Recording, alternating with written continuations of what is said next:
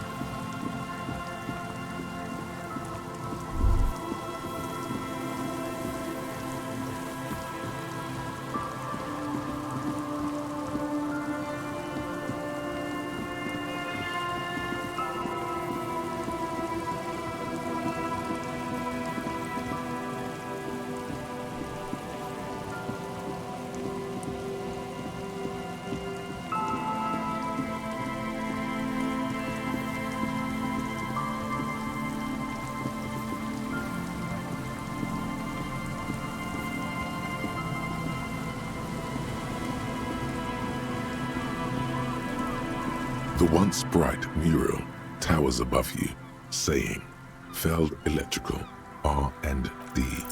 Suddenly, all is quiet.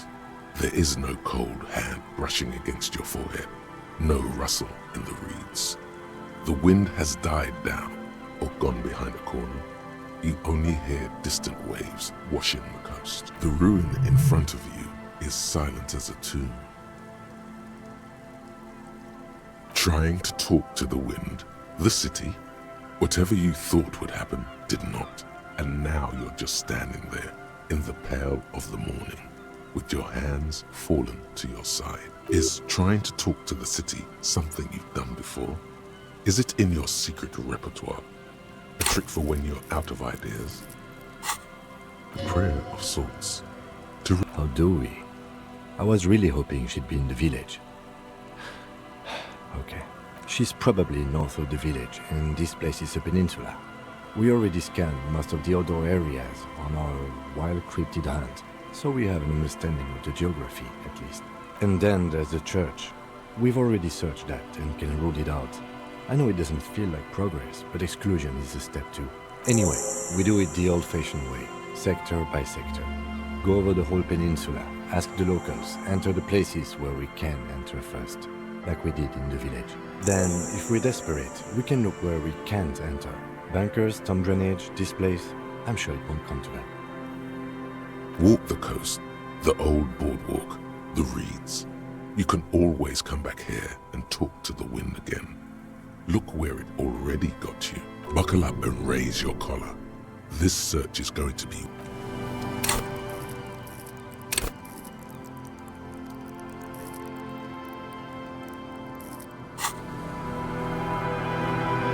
The once bright mural towers above you, saying, Feld Electrical, R&D. Tomorrow is just a whisper away.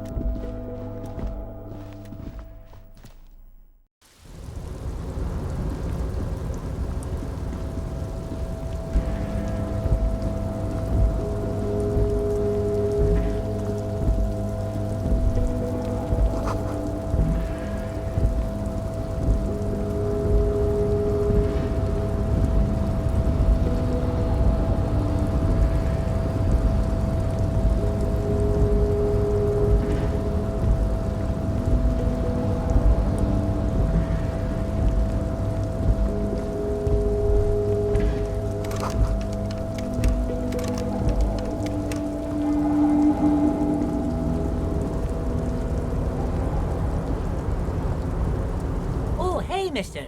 I knew you'd be back to talk with old Leo here. Yes, I did. Yes, I did. It's like Lady Larice said when she opened a bathhouse in the basement of my apartment. No trouble at all, mister.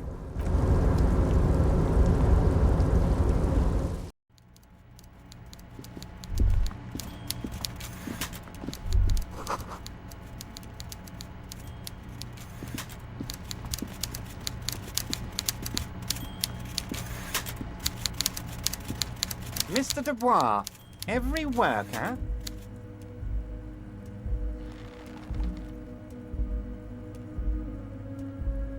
That's right, Mr. Dubois. I see the socialist democratic fervor now burns in your heart, too. How can I help you today?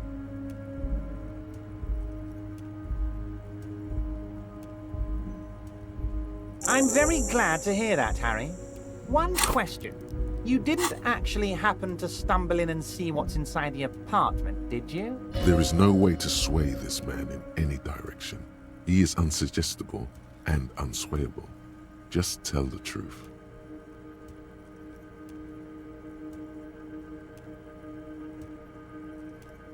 Just as I thought. Culturally antiquated mug collection. What a weasel. Pissing on Everart's Rainbow Coalition. Now let's get down to brass tacks. It's time for men like me and you to figure out who's killed who and why. Real police work is gonna start happening now. I promise you, Harry, this is gonna be good.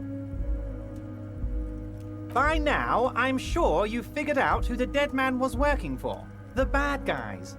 Wild Pines. Sent to scare us. Another violent measure of the top hats against us flatcaps. Harry, this strike is the culmination of many, many mistakes made by the Wild Pines group. They tried to shut the strike down by sending in armed mercenaries. You mean our victim? A security contractor? Can you imagine that?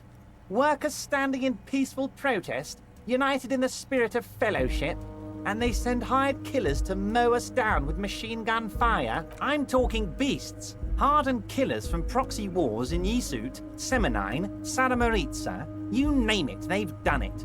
Raping, killing, burning villages, killing little children for the Senorita Pineapple Company, Harry. Everything they did there, they brought over here. They want to turn Revachol into a third world slum. Honestly, the only thing they didn't do is kill the village elephant. No, Harry, the elephant is metaphorical and so is the village, but the mercs and their brutality are very real. Now, I haven't personally witnessed the brutalities out there. I have the luxury of staying in my container, you see. If I need to go somewhere, they just move my container. Yes, I'm an old man, Harry. My legs aren't what they used to be. They lift my office with that big crane. It's actually very fun. You should try it. But enough about me and my fun container. The killers the company hired, I think there were 3 of them, all hardened commando types. One of them got downright suicidal, getting drunk, violent, a little rapey. Even their own negotiator couldn't control him. That's your boy, the one who likes hanging out and trees. By negotiator, you mean Joyce? Harry, what you need to realize is, we dock workers are not pushovers. We got grit, Harry. This whole neighborhood does. Push us hard enough and we push back. And when we do, we push to kill. An entire neighborhood of killers. There's a militant wing inside the Union. A group of people whose duties don't involve manual labor, but peacekeeping in the neighborhood, making sure everything runs smoothly. That sounds a bit like organized crime. They're like you guys. Idealistic people who want to make sure bad things don't happen. And if they already have, well, punishment must follow. Again, that sounds like organized crime. So these idealists killed our victim? One day Titus Hardy, leader of this peacekeeping faction, comes up to me and says, "Boss, socialist democratic fervor drove us to take it upon ourselves to kill this beast that was burdening the land." He probably worded it differently, but that was the idea. Sure sounded to me like they killed him. I gave them 2 weeks paid leave and told them to lay low to avoid retaliation. Aren't you worried we might arrest them for this? Oh, I'm not at all worried about that. These are not the kind of men who get arrested. They're Martinez boys, tough and gritty. I'd like to see the man who takes them in. Besides, I sent my lawyer girl to look after them. Uncertainty belies his boasting. In the end, though, he believes it. Or at least, he wants to believe. So he doesn't want to counter with a narrative that exonerates the Union. But why? So they shot him? He was shot in the head before he was hanged. How odd. I don't know what to say, Lieutenant. They told me they hanged him.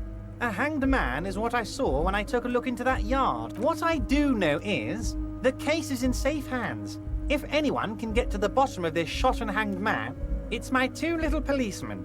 Godspeed, policeman. How do I know? Let me tell you about these people.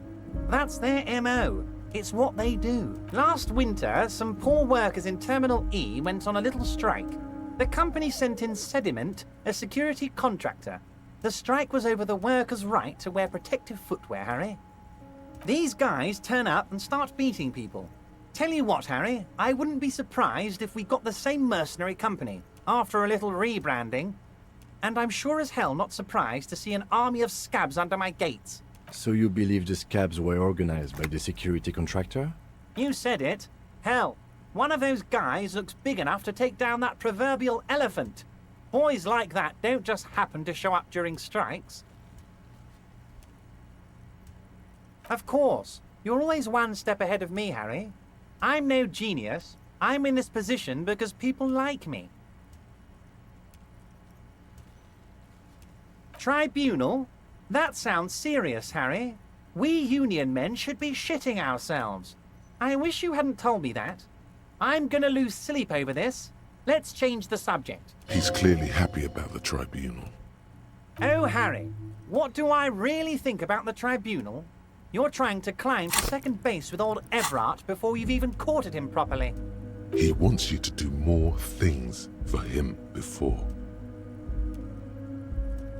Oh, Liz is a bright one. I paid for that law degree myself, thinking it'll probably turn her all fancy. But hell, Harry, she came back a firebrand socialist. Sometimes she scares me with her zeal. Oh, they are simply fine young men, all 7 of them. Exemplary Union members, always working to advance their position in the local socialist democratic movement. Core members. Old Theo used to run them, but things really kicked into gear when Titus took the reins and named the group after himself. Gotta love his initiative. Interesting. Who's second in command? They're almost all of them great guys, born leaders. Whatever happened, I'm sure they only had the best interests of Martinez and Revachol in mind. Work with them. Hell, interview them. But don't fight them. They really are just like you. Men who like beer, women, and some order on the streets. Separate one from the herd. Oh, that would definitely be Fat Angus. His feet smell from a city block away, and he's always having noisy stomach troubles. Horrible, revolting guy.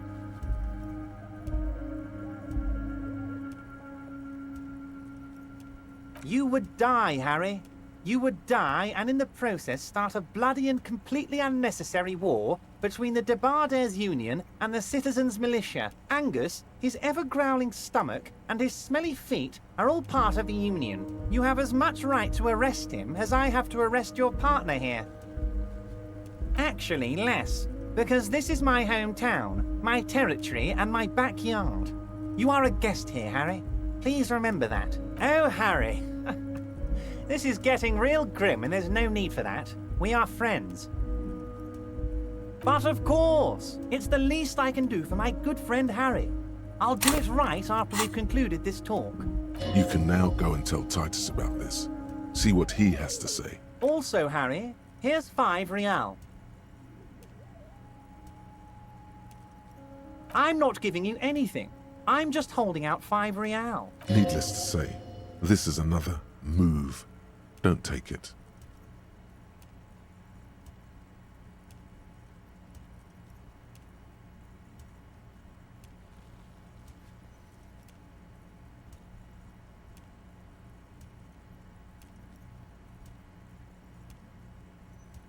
The lieutenant watches you pocket the banknote. He looks a little puzzled. How many micro-bribes would this guy take? Good boy. A real team player. Now, do you have any more questions? Was it a good talk? I'm not sure we made much headway here. I was hoping we'd bust the case wide open. Heck, I even wanted to tell you what I really want to achieve with the strike. I don't know what happened, Harry. I wanted you to feel like Mr. Martinez. And, of course, I also wanted you to find your gun. But it's like I can't completely trust you. Yet. Yes, Harry. It's like I can't fully trust you if you're not a man of the left. I want to, but I just can't. A man of the left. So you have to be a social democrat. He's been hurt too much in the past by men who aren't social democrats.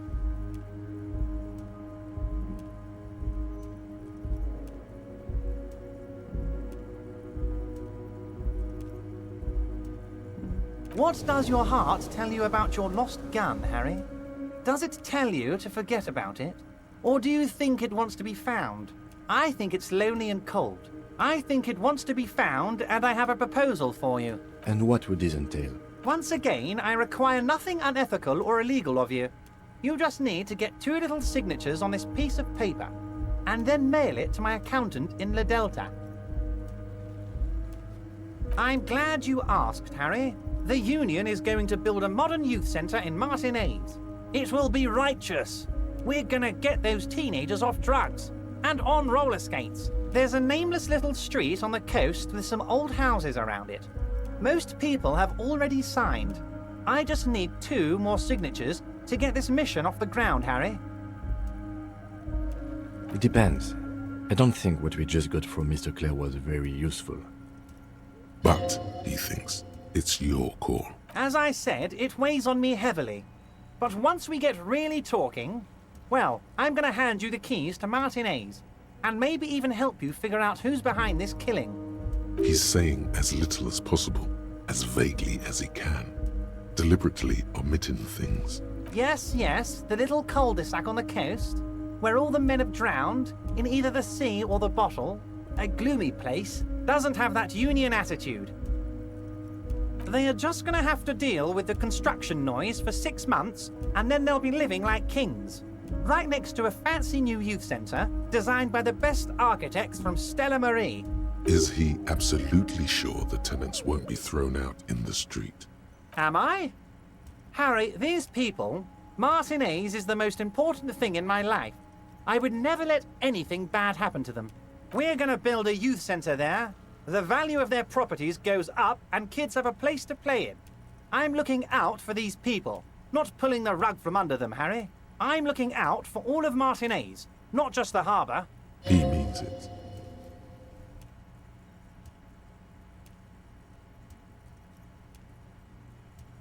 You bring joy to my heart, Harry. Such a pleasure to be working with you. Here. You need to get signatures from Isabel Sadie and Lillian Carter. The cul-de-sac is right past the pawn shop and across the canal. I heard there was some trouble with the water lock, but it should be fixed now. Once you have the signatures, mail this to 13022 La Rocca in La Delta. Then we can talk about your gun. Most certainly. By all means, Harry. What's on... What?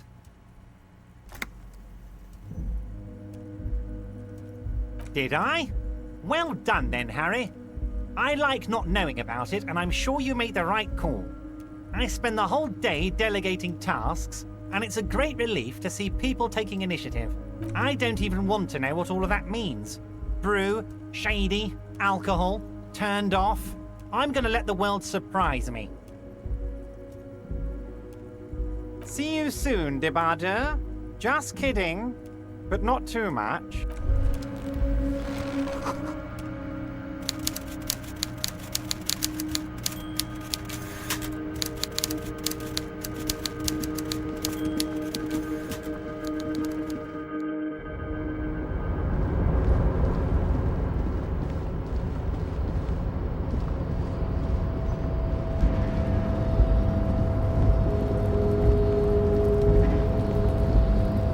You're back before the cargo has not lessened since you were last here. If anything, it seems to have grown slightly.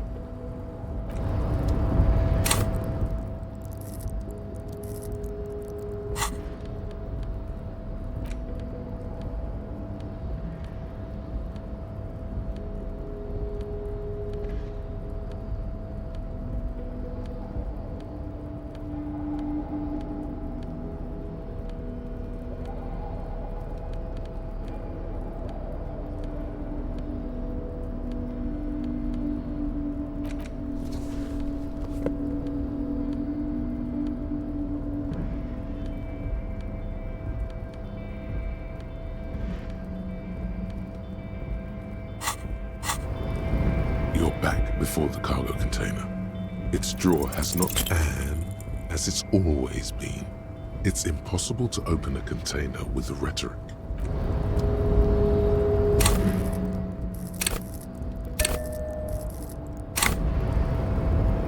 You're back before the cargo container. Its drawer has not lessened since you were last here, and as it's always been.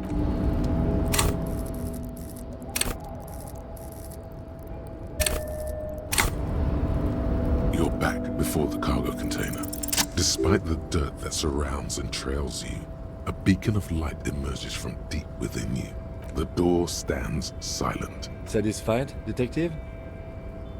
Try again. Just like that, you hear a click, then a rattle. Some mechanism unlocks itself inside the door. Ahoy! Come on in! You can't be serious.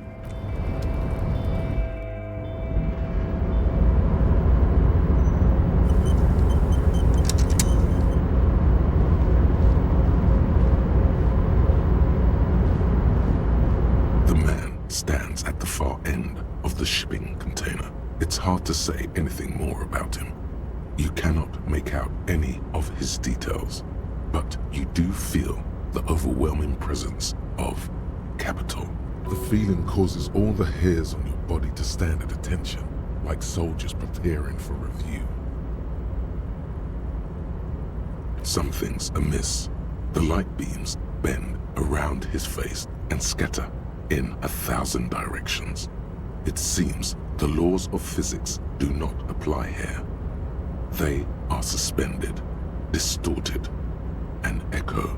Trying to visualize the physics at play is liable to give you an aneurysm. Don't think about it too hard. In the general stillness, only your tongue moves, flickering as you utter. Welcome. Come in. Make yourself at home. Sorry, I'm not better able to receive you. I wasn't expecting visitors today. You can't hear him exactly, yet you're able to understand every word he says. It is very strange. An overwhelming hum covers everything. Voice doesn't escape from him. Now, what can I do for you, gentlemen?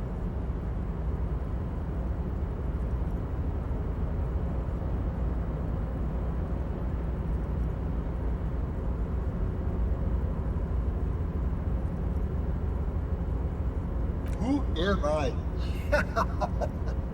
Oh, I haven't been asked that question for such a long time.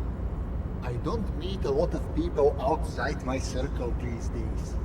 Anyhow, my name is Rustam Theodore, investor, license holder, and extremely high net worth individual. And you are? Mr. Diodor, I am Lieutenant Kim Kitsuragi of the RCM, and this is my partner. Pleasure to meet you, Harrier Dubois. I must admit, the name suits you very well. Oh Lord, not this again. Oh, nothing. It's just that we've got this murder to solve, and yet you go around asking everyone about money. And every time I ask, are you sure this is related to the case, you say, sure, Kim, I think it is. And yet, it never seems to get us any closer to solving the case. It's quite alright. I'm used to the question by now. To be blunt, I inherited my fortune from my grandmother, who herself was an extremely high net worth individual back in Graz. All I did was take her fortune and invest it prudently. Believe it or not, it takes more than a bit of skill not to blow a vast fortune on sailing boats, bad choices, and unsupervised state policy. And blow. Actually, at the level this guy is, it takes several generations to do that. But, alright. I gotta tell you, at first, being rich is a lot of work. You've got to work hard because everything's so darn expensive. You know, prices increase exponentially at this income level. But then, once you've reached my position, it's nearly impossible for me not to make money. My assets are so diversified that I'm bound to come out ahead no matter what. Some of my lower net worth friends say to me, but doesn't that take all the fun out of it? And I tell them, not really.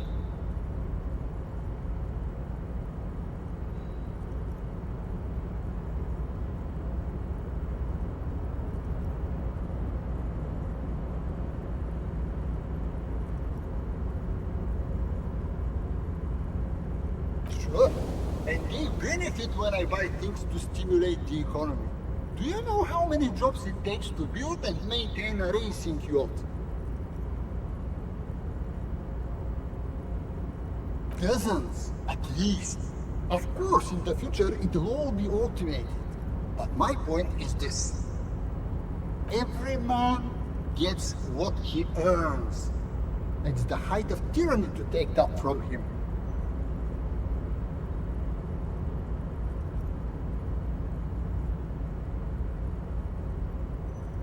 Capital makes one speechless, does it not?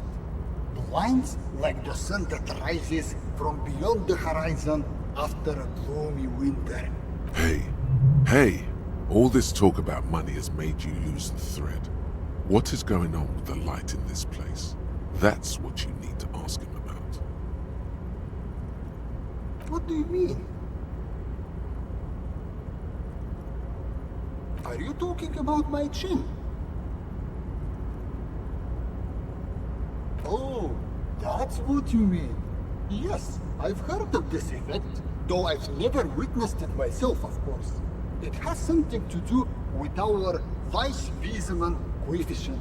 The Weiss-Wiesemann coefficient is a ratio designed to reflect the difference in net worth between individuals. When the coefficient is close to 1, or 100%, it means one person possesses all the net worth among that group of individuals. It's been observed that when the Weiss-Wiesemann coefficient reaches about 0.96 or so, the laws of physics begin to bend around the high net worth individual. The Weiss-Wiesemann coefficient for you and this individual appears to be 0.9998, repeating. That's not good for you. Among other things. But calm down. I'm but a lowly single-digit billionaire. No, not really. There are actually quite many digits. A man this chill is at least a triple-digit billionaire. I see nothing of the sort. To be frank, all I see is a gentleman who's unusually well dressed for Martinez, in a cargo container, which I admit is odd. Yes, I imagine that does look strange to you. My container. Traveling. This is a great way to get around. It's fun, it's safe, and it gives me lots of time to think. By the way, let me now ask you a question. Where are we exactly?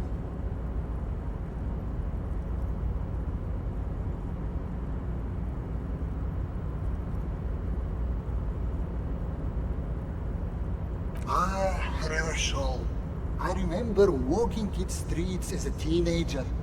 There used to be a bowling alley in Stella Maris. I wonder if it's still there. It's a shame I can't get out and explore myself. One of the downsides of being an extremely high net worth individual is that mobs of low net worth individuals are constantly banding together to ask for money.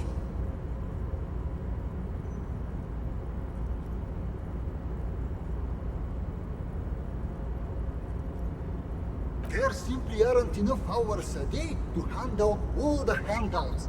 It's like feeding seagulls. There are always more, and they never seem to do anything interesting with it. Except more seagulls.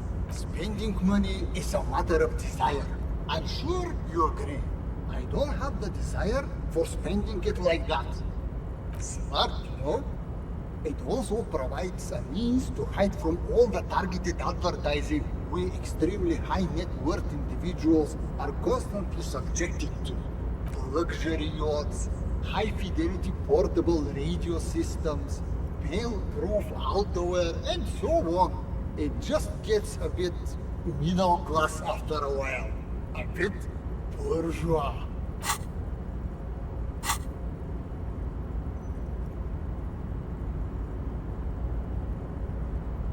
Don't get me wrong, they're nice things, but once you achieve a certain level of wealth, your time and mental space become much more important than material goods. He speaks from the heart.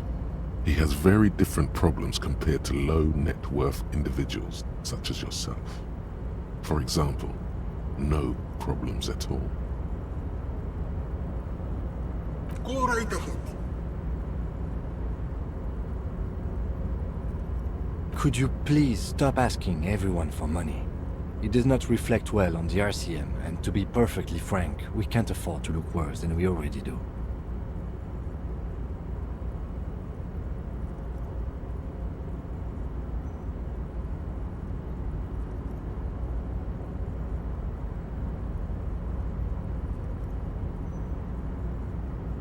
It's perfectly alright. Based on your appearance, I can tell I'm dealing with a civilized man. Playing the pity card, are we? Whatever gets us over the moon, baby. I'm your hand to be dealt. As you may know, us high net worth individuals do have a lot of cash on hand. Investments and liquidity are enemies of one another. I think they only have coins for coffee machines. Here is 3 real. How much can you get for this? Unbelievable. You managed to meet a man who's so rich, light literally bends around him, and all you can get out of him is 3 real? What's wrong with you? You're welcome. You know, maybe you can make that money grow. Come up with an investment plan. How's that sound? These ultra-liberal types love losing huge sums of money on ludicrous proposals. Ergo, you should come up with a plan that's totally dead in the water.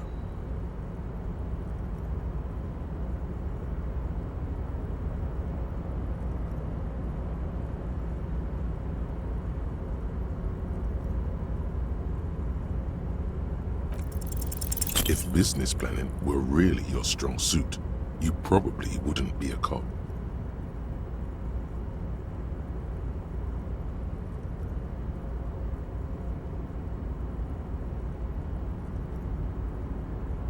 Go on.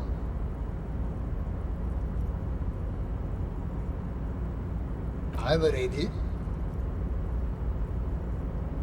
Nicking an idea that wasn't worth anything in the first place and trying to pass it off as your own? How very entrepreneurial. I love it. Hold on. Have we met before? No, on second thought, it couldn't have been you. Your idea reminds me of a group of young men who came to me a long time ago, calling themselves Fortress Accident. The name should have been a red flag. They pitched me and a handful of other investors on an idea for a role-playing game that would, in their words, change the world. Well, at first everything was rosy. The ideas were solid, but they were lacking in... how do I put it? They lacked the will to get things done. As their financial situation became more desperate, their ideas devolved from realistic to absolute insanity. We lost all of our money. High art types never deliver. They're only good for peddling Wilkins or whatever creeps they come up with.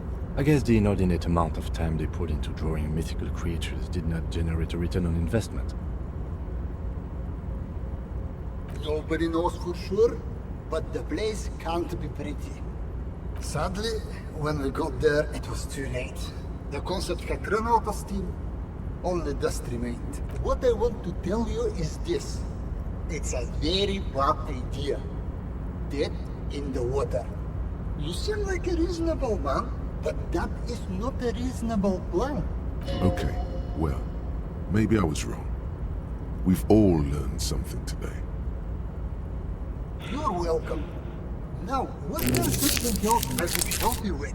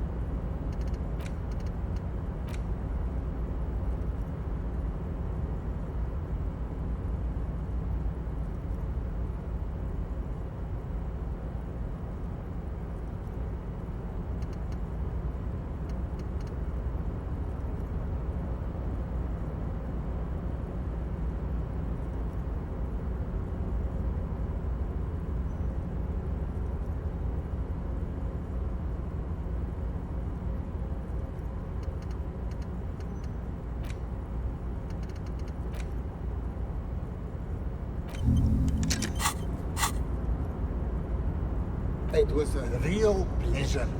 Sadly though, my current lifestyle prevents me from remaining more than a brief time in any one place. Perhaps we'll meet again, somewhere far away.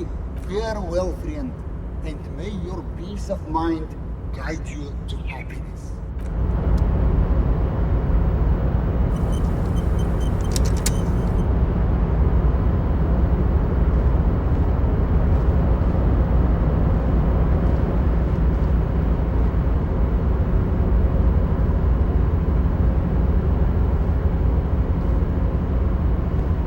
Yes?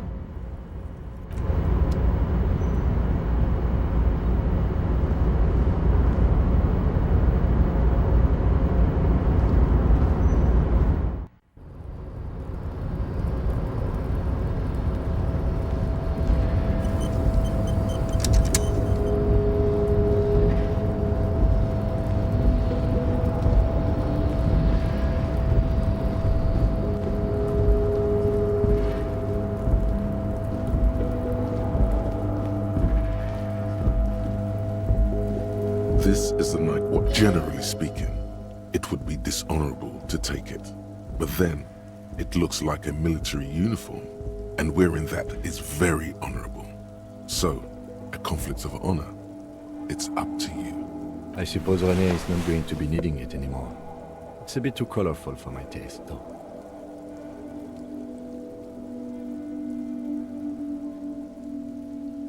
Fantastic.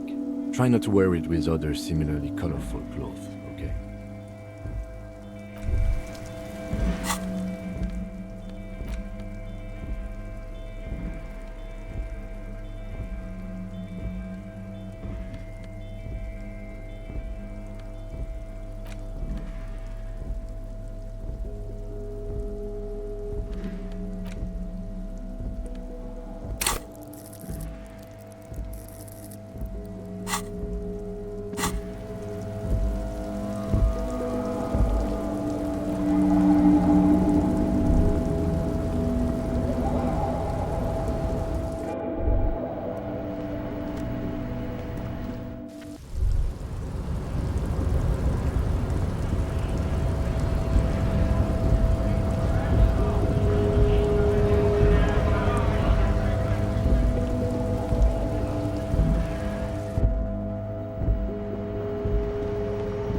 A small cabinet on the wall. Okay, here. Okay, here.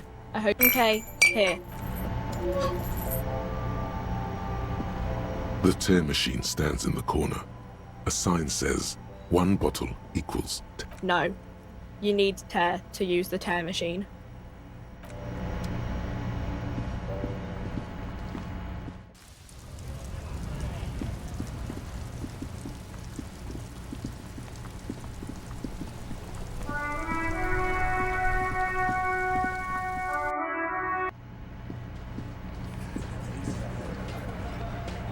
The Coppernado is back. What do you want? Yeah? What?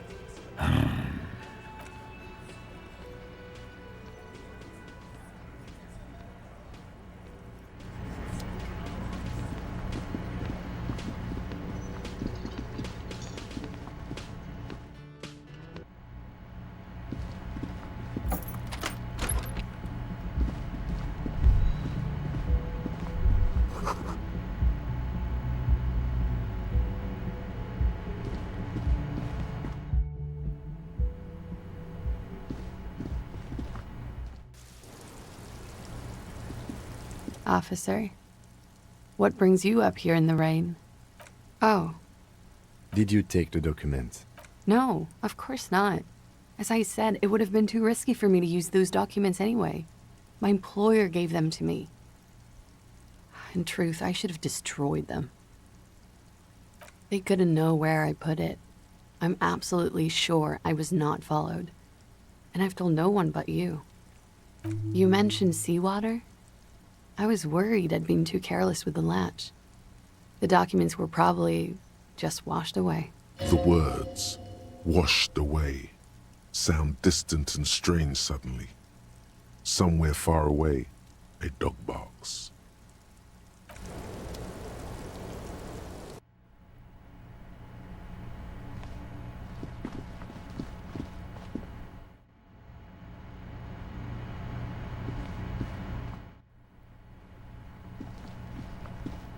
Two neon lit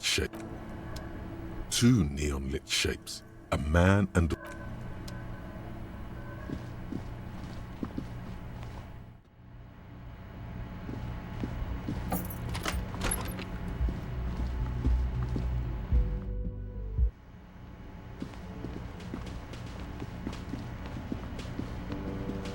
Yes? Again?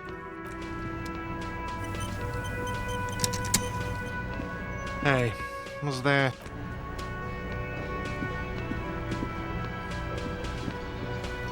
Hi again, gendarme. Bye-bye, gendarme.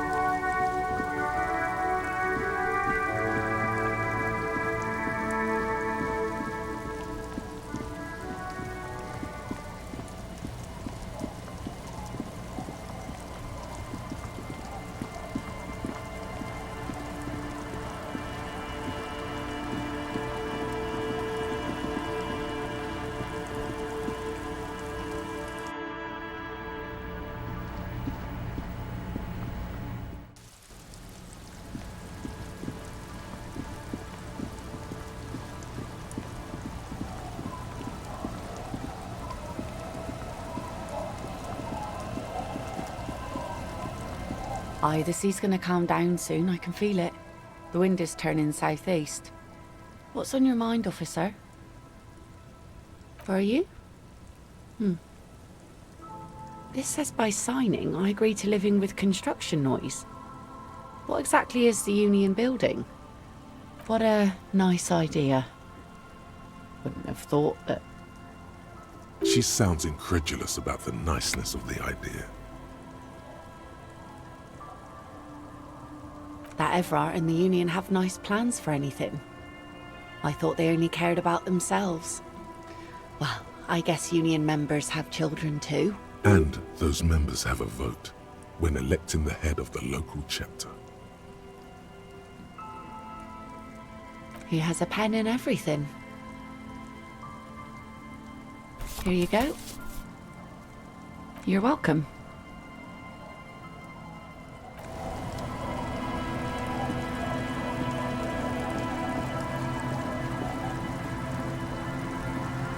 Our tenant, the policeman. I hope the waves don't keep you up at night. What can I help you with? Eh? What's this about? Come now, I can't read all the scribble. Tell me what it says. Huh, I might be half blind, but it looks like part of the village is gonna be a street. The best part, the part we need to get out of our houses. I see Lillian's name is already here. The girl is too trusting. Either way, I won't sign union papers. I've seen it all before. You think they've got our interests at heart? Rich men are always selling poor men promises they never planned to keep. Then the poor get pushed out of their homes and the rich get a little richer. That's the way it goes. So no, I don't trust the fat man, and neither should you. In her mind, the Union is right-wing because Everard is fat. It's that simple, and there's no changing it. She speaks with the authority of a leader. Hers is the final word around here.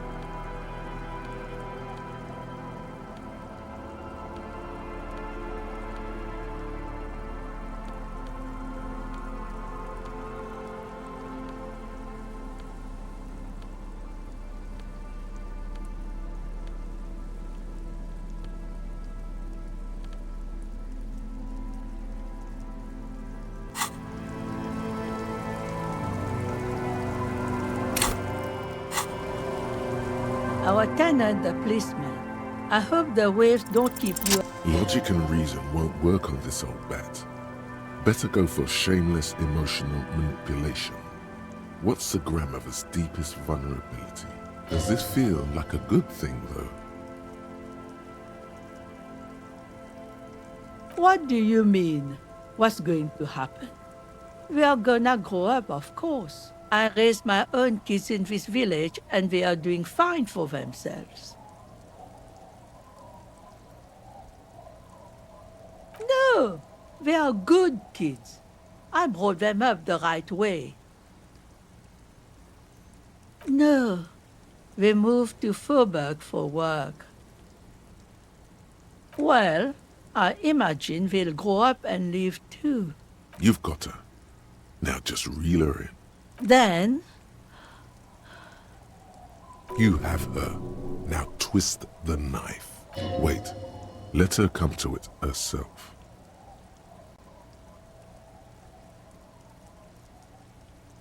I don't believe the Fat Man's Youth Center is going to change anything. But what other choice do we have? It's not like the coalition government is coming to save us. I won't be around much longer anyway. Not with the dampness in my bones.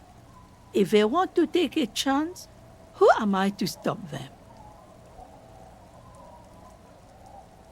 Did you say something?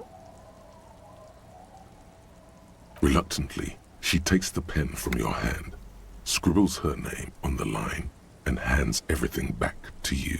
See that you didn't just get us all screwed. I might be half blind, but I have a good memory for treachery. Let's go mail it. He's not dissatisfied with you, but with himself.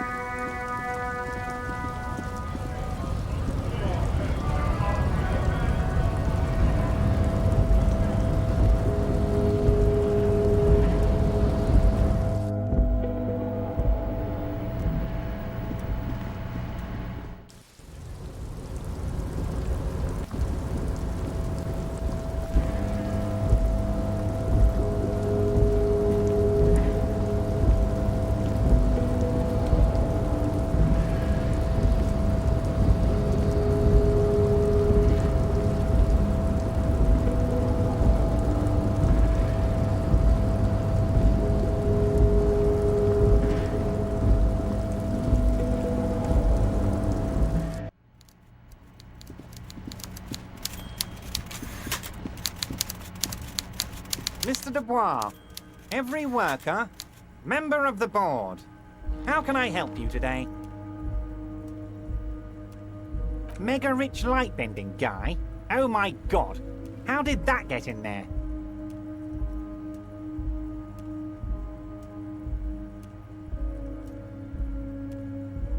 Damn it to hell, Harry. I specifically told my guys to check all the containers for mega rich light bending guys.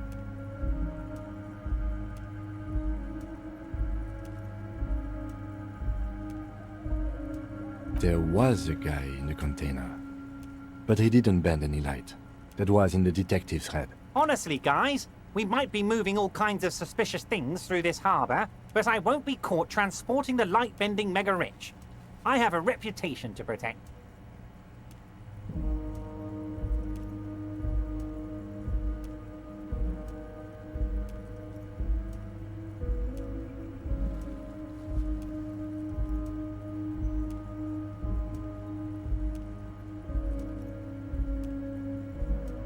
Harry, it's beginning to dawn on me that you're a real fascist. A mega-fascist who imagines mega-rich light-bending fascists. I love it. Thank you for sharing this facet of yourself with me. I shudder to think what you're... It's clear you like the hard stuff, Brota.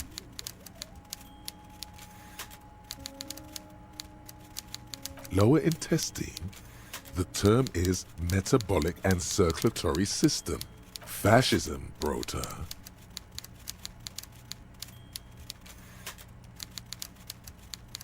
You're going to keep your vooz, right? Keep your vooz, Brota. There's a slow, painful growl somewhere in your intestines, knocking on your alcohol-engorged liver. It is one of betrayal and disappointment.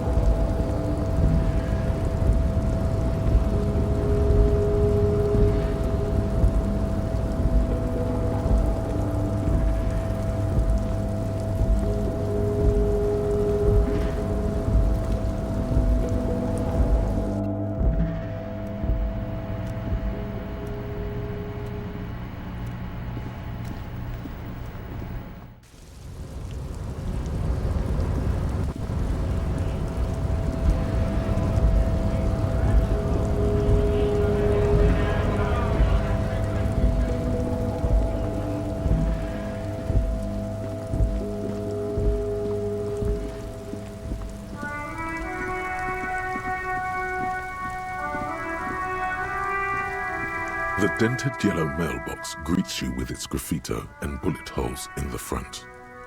Yes, for sending mail. You drop the white envelope in the darkness. It lands with a soft thud on what sounds like a couple of letters. About a week's worth of mail as collected in there. They'll empty this very soon. For good or ill. The deed is done. Let's go back to Everard. This better be worth it after what we did.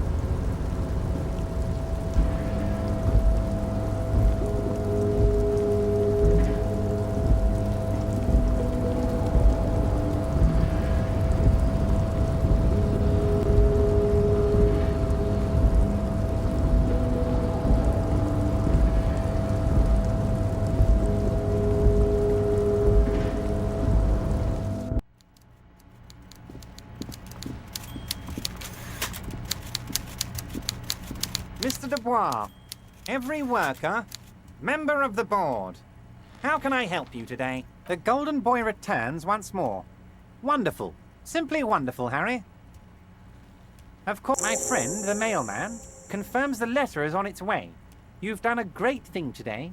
You've given the children of Martinez a real future, Harry, and I feel I can finally trust you now. You're in my inner circle. You too, Mr. Kitsuragi. We can talk about anything.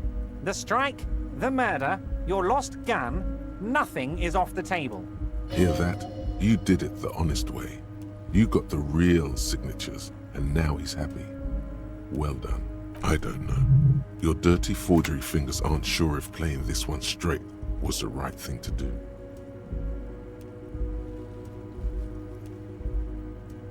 There was no fine print, Harry, but I do hope all that construction noise and limited street access encourages some people to move. After a year of that ruckus, who wouldn't? Oops. Yes. The noise would do the trick. It'll be terrible. And when they do, they will have a good place to go. I'm currently working on renovating the buildings near the roundabout into affordable workers' palaces. So the village is doomed. You were there, you saw the place, a wasteland. There's nothing left. But mark my words, officers, we are going to reset it. Reset. I have big plans for Martinez, and they do not include humans living in those pig sheds on the coast. That land will be used for municipal buildings and commerce. Harry, imagine a youth centre supermarket church complex, employing hundreds, no, thousands of people. The coast will be lit up with enterprise and life. All those ruins out there turned into low-income housing. Harry, enough is enough. We're taking this district back. The war was 50 years ago, for God's sake. It's time to move on.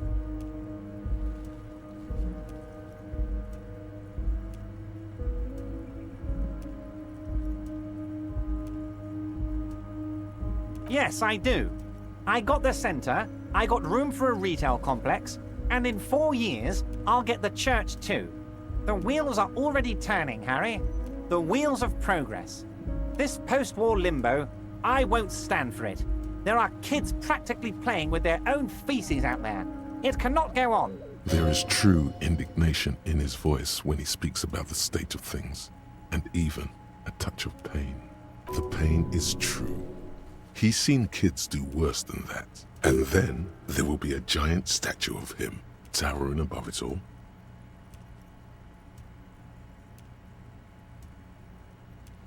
Damn right I'm up to something, Harry. I'm gonna make the working man as rich as Joyce Messier. That's my job. Just like yours is to keep the peace. A true flash of anger in him as he thinks of her. Order it. You know my men didn't kill him. They told you. It was a happy accident. You know how it is. No one takes the initiative. If I wanted him dead, I would have had to do it myself. And I'm too fat for that. Why, a war, of course. And what do you have to gain from a war? Victory, Mr. Kitsuragi. I have victory to gain. We are going to start a war with the Wild Pines group and win before they even realize there is a war.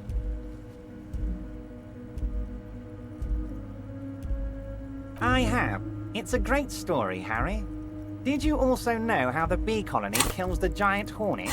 They swarm and blanket it entirely until it suffers a massive heat stroke and dies. He crosses his hands contently, thinking of the interior temperature of the wasp rising. They cook it alive in its exoskeleton. Harry, we outnumber them 1,500 to 1, and that's just Martinez. With all the unions in Revachol, and with public opinion on our side, we can hold off 2 men, or 15 men, or even 50 men. The more they send, the worse it's going to look for them. They made a huge mistake hiring those guys. No one likes foreign mercenaries. The leftists hate them, the fascists hate them, even the moralists think they're in bad taste.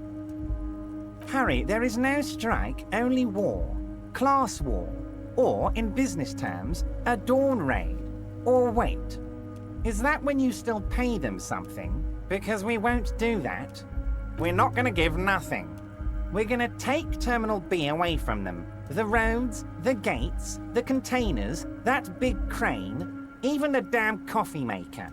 We're going to take all of it for the people, and fuck Wild Pines. The word fuck rings like a gunshot from his mouth. He doesn't swear often. So that's why you haven't let Joyce in?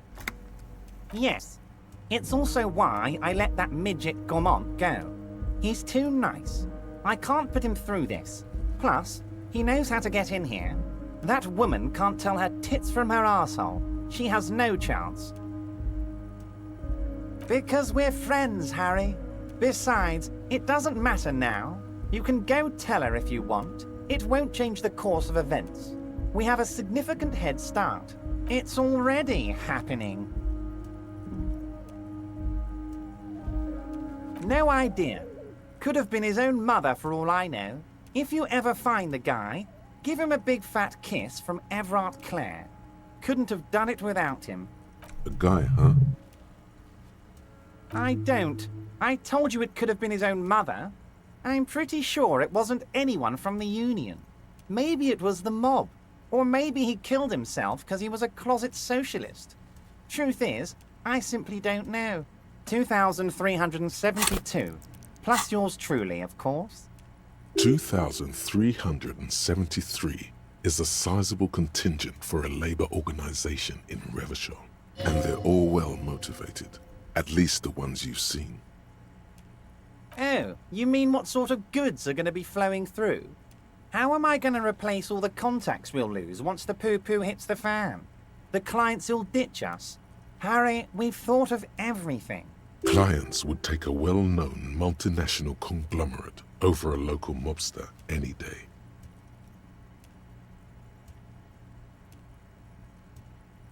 Sure, some will go, but mark my words.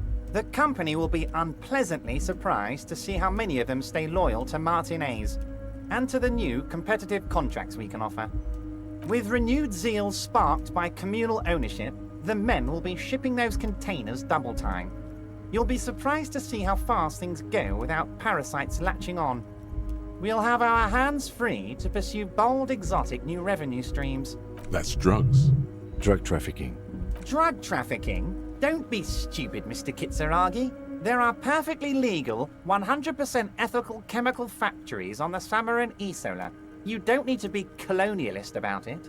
All they do is produce components to keep the pharmaceutical industry running. That's people's health we're talking about. Old grannies, little babes, people with disabilities. Wow, a neurochemical. Psychoactive labor uprising stroke hostile takeover. The company thinks transporting these chemicals in bulk looks bad, has bad optics, may be illegal in some countries. The Debarders Union, however, we're all about the large volume column. We're gonna transport the living daylights out of those materials, Harry. So your sick kid can get his Benefed and your wacky uncle doesn't have to come off risperazole. Benefed is a children's cold medicine, usually apricot flavored, and risperidone is used to treat severe psychosis. And the kids on the street can get speed and pyrrolidone. I'm an old-fashioned guy, Mr. Kitsuragi. I sometimes grab a beer with the boys, but I have no idea about the things you just mentioned. But if I were to supply ingredients for some sort of rainbow party, I would make sure the Union took a fantastic share. And I'd keep that stuff far away from Martinez. He's basically admitting to it. Harry, if I was supplying raw materials to drug manufacturers, I would need an army of rubies. Understood.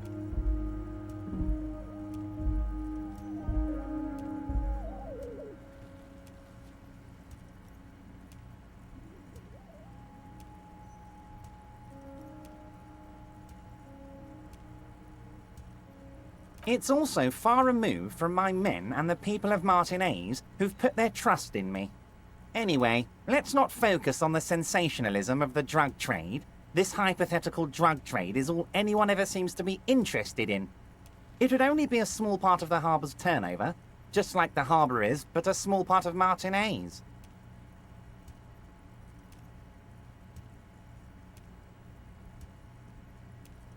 Let's look at the big picture. Martinez as a whole. There are little girls out there with dreams of making music. Young mothers who want to start businesses. Models who want to walk catwalks and steel welders who want to weld steel. I'm going to unite them all into one economic body. We're going to incorporate this place to Kingdom Come. Everyone's going to be in on the wealth. And everyone's going to pull their weight. Let's keep focusing on the drug trade. He was almost admitting to it.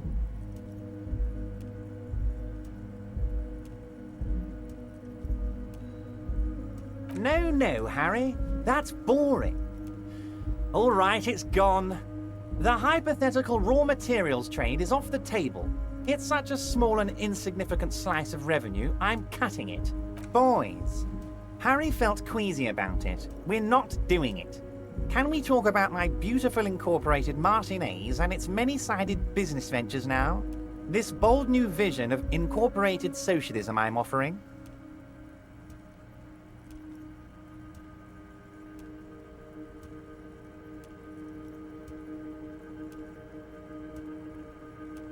Harry, the length you're willing to go to keep your nose clean is remarkable.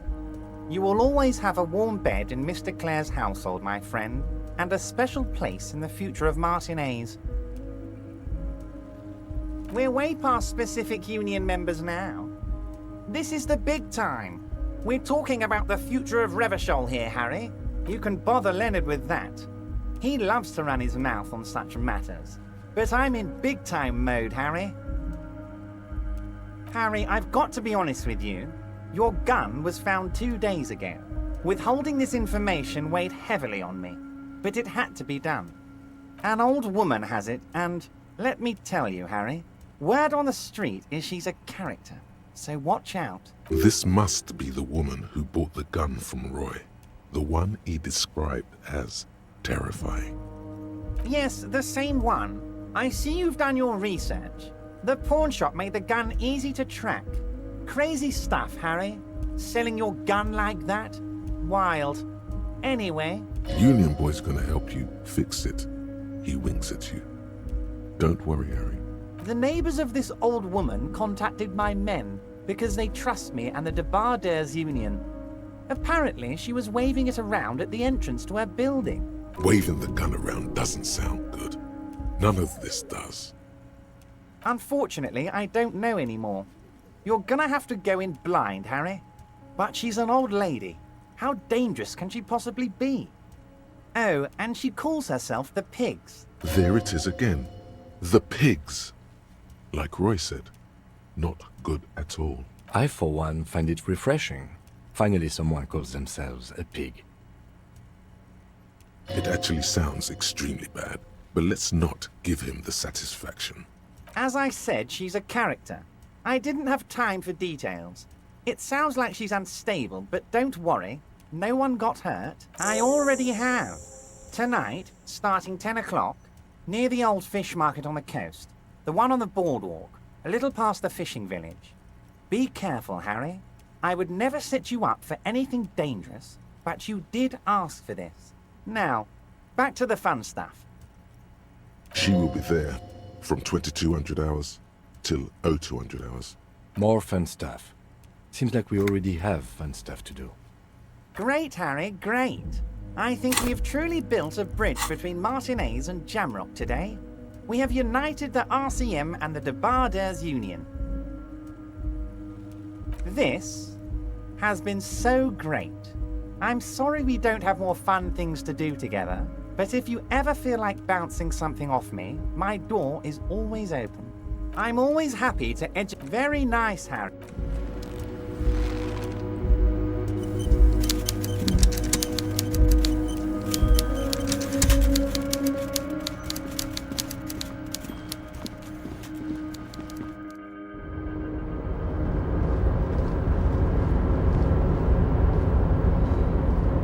Mister. I knew you'd be back to talk with old Lee. No trouble at all, mister. No trouble. Mr. Everett doesn't really want me to talk to people about union guys. But who did you want to talk about? Mr. Edgar is Mr. Everett's brother. He looks a bit younger, he does. But a very smart fellow. Very smart fellow indeed. He's away on some union business. Not even in Revershaw, they say. All kinds of places he visits. Him and his brother both do when they're on a vacation. Right now, it's Mr. Everett's turn to look after the union. But last year he spent a whole winter in South Africa. Left with the first autumn rains and didn't come back before the trees were green again. South Safra. A lot of bulk chemical manufacturing going on there. A lot of cargo shipments being made, too. He's a union man through and through. Good guy. He's very calm, laid back, doesn't do much, talks to Everett sometimes. Honestly, I don't know what he does for us, but it must be important because everybody likes him. Yes, they do. I think that's what he does. He makes everyone feel a little better.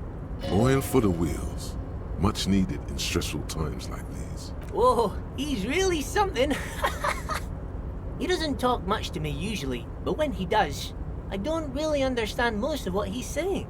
Actually, I don't think he would like me running my mouth about him like that. Once he said he's a dragon to this mob fellow who came picking a fight with some union men. I think he really believes Jean-Luc was a dragon because he ran right off. Another time he almost killed another guy, but I shouldn't talk about that. Who do you mean, mister? You do realize he might just be a figment of your imagination, right? I don't know anyone like this, mister. Maybe he's one of Mr. Everett's fancy friends. He knows all kinds of fancy people with suits and purdy carriages. He really feels very uncomfortable discussing matters related to Everett with you. Oh, Titus is a longshoreman through and through. He was born on a boat, they say. His veins are probably filled with salt water, I tell you. Nice, friendly sort old Titus is. He's probably one of those rare specimens who are born when two drunk seamen stumble on top of each other on the deck amidst a storm so violent it flings whales around. I'd best not. I mean, I could, but I don't think Mr. Everett would like it very much. You better ask him yourself, mister. The night guard, he was a peculiar fellow. Headstrong and proud. We didn't really talk all that much. He died recently. Something with his ticker.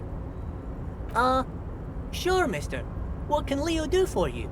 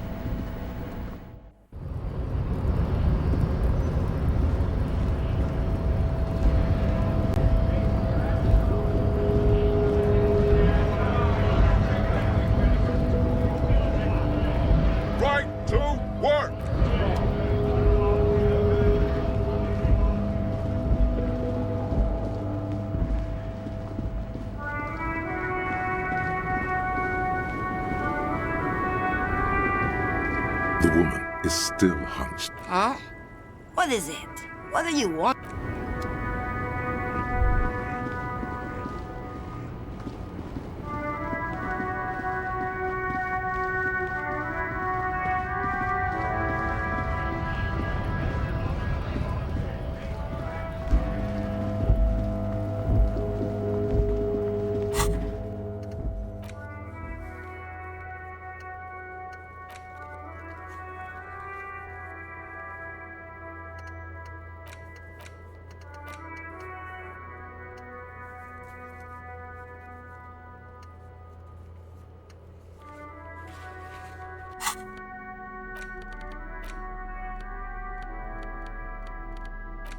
The bullet is still safely sealed away in a plastic bag.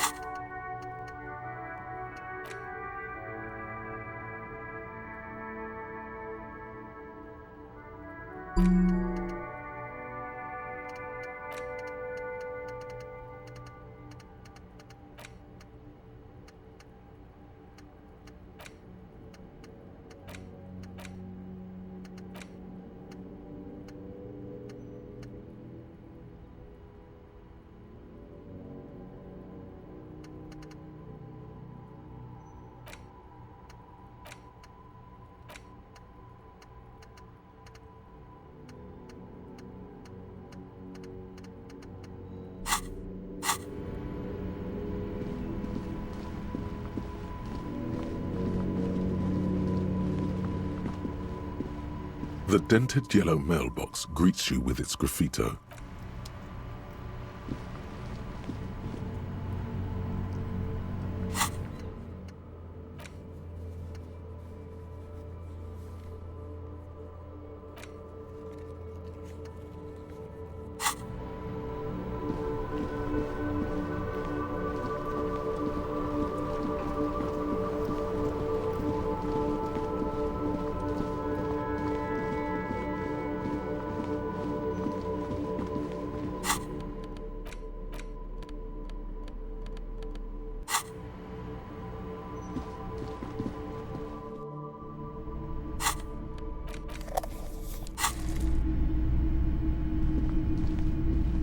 Hello. Let me know if I can. Sure. Let me have a look. Anything else you're thinking of selling?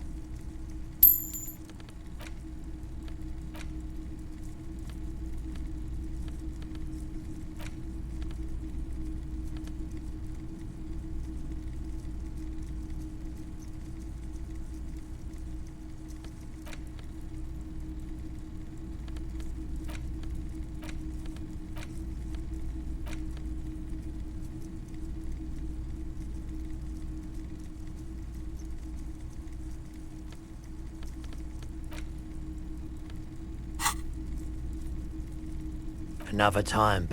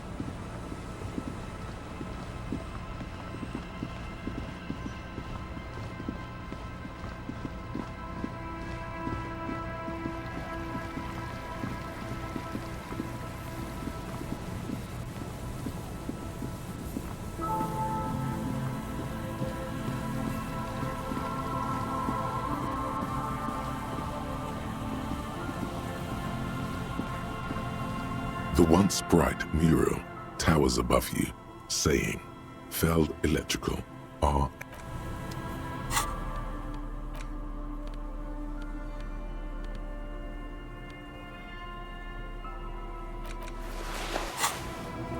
The once bright mural towers above...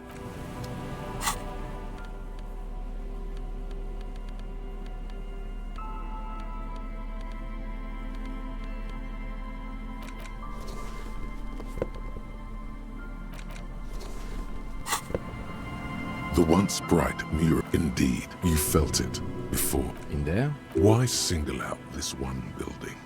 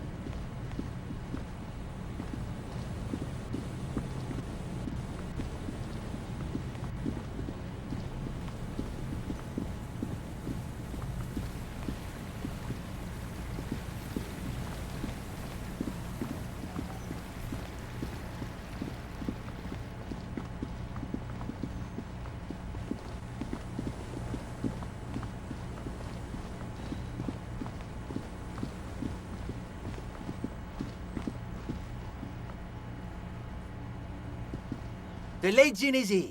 You know the drill. Smoke up, bottoms up, Captain. Bottoms up!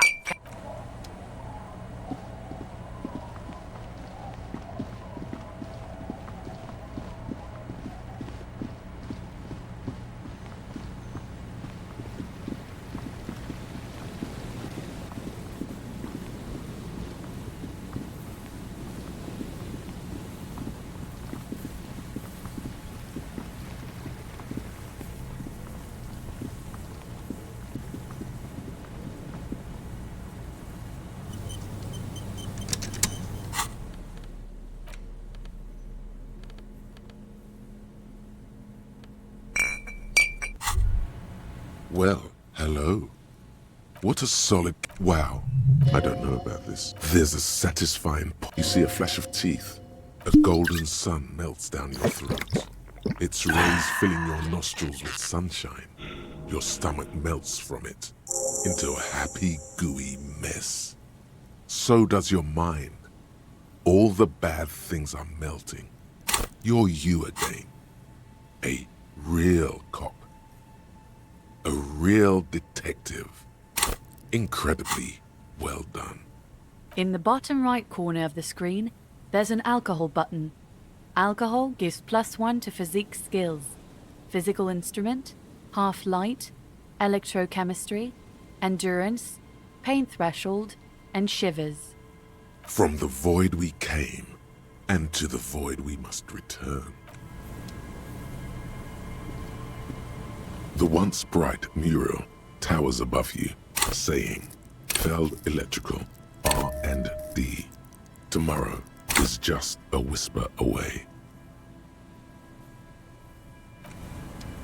The once bright mural towers. Suddenly, there's a sigh, carried on the molecules around you, moving, flowing from high pressure to low pressure, like that of a woman emptying her lungs.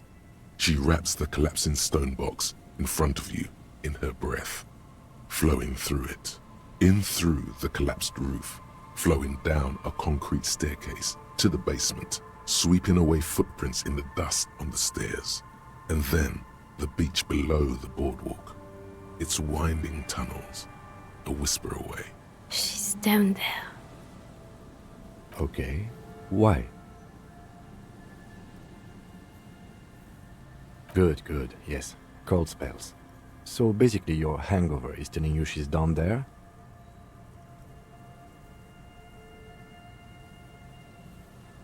So, how do we get in there? The doors were on the collapsed side of this building. They're gone, basically. Finally, my time to shine.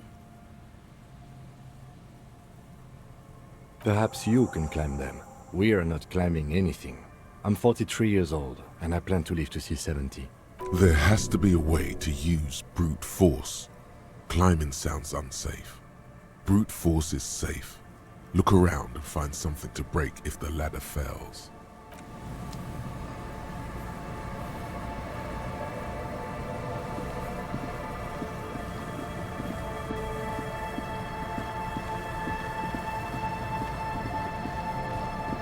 An old pipe peeks out from beneath the rotten boards of the boardwalk. Could this be an alternative path into the Feld building?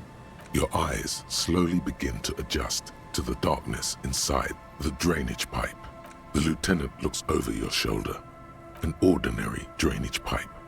Darkness. As your eyes adjust, you see some trash. Crumpled up newspapers, cigarette butts. Someone has half-heartedly spray-painted skulls on the right side. And nothing. Broken glass from bottles thrown against the walls of the pipe. A syringe. Given that this isn't a martial arts thriller, it's highly unlikely, and not without risk to our health either. However, the pipe suggests there may be an entrance to the basement around... And it's right here, a maintenance door. Oh yeah, big boy time. This needs you to put your back into it.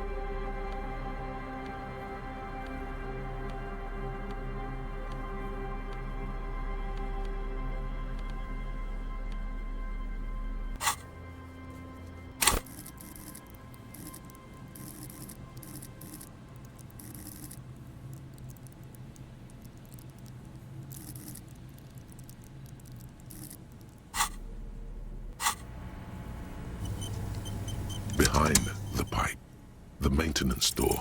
You and the lieutenant lean all your weight into pushing the doors apart, but you're not quite synchronizing your efforts. They slam shut again before you can enter. Let's take a breather and try this again later.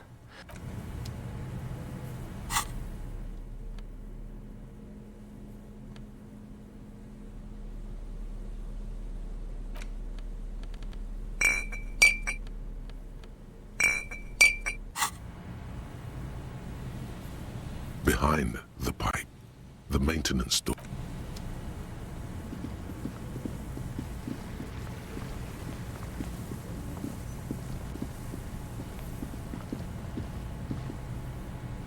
A rusty ladder leads to the rooftop. Some of the rungs are missing.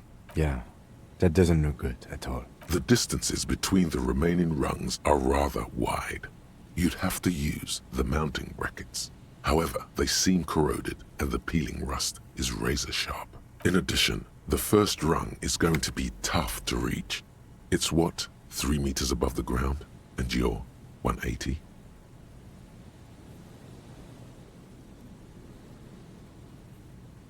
Not to mention that the roof is collapsing and the wind gets pretty brutal up there. Dismounting from the ladder is going to be hard. Perhaps if you were to not climb the ladder. Instead, what if you were to reconceptualize climbing the ladder? Astral projection. Be open-minded about this. Yeah, because falling from that height seems, well, splat. So don't do that. Just, you know. Teleportation is not a thing. Okay, let's say teleportation is a thing.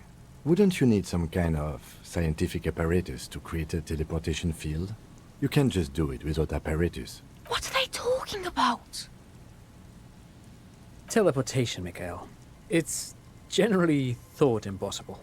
Oh yes, it could hurt. A lot. He is restraining himself from using a parental tone with you right now.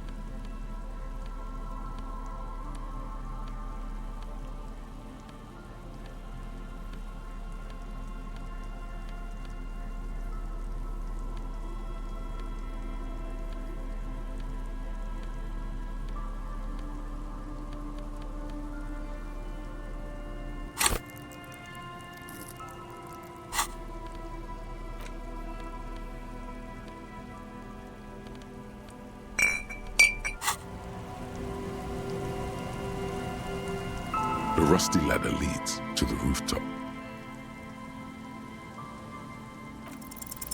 All you need to do is close your eyes and concentrate. Darkness enfolds you. You can feel the distance between the bench and the first rung of the ladder. All you need to is... Zoot, zap, pow, crinkle! It's like magic. You feel yourself disappear. Your atoms fading out of existence. Oh my god, I can't believe it. Bam! You find yourself on the roof, having mastered the art of physical displacement. I just saw you climb the ladder. You just climbed it like a regular person. The wind at the top of the building starts howling loudly, blowing away the lieutenant's voice. Faintly you hear... Never mind. Find a way to let me in when you get inside. Don't go adventuring with a backup, especially if we think the suspect may be hiding here.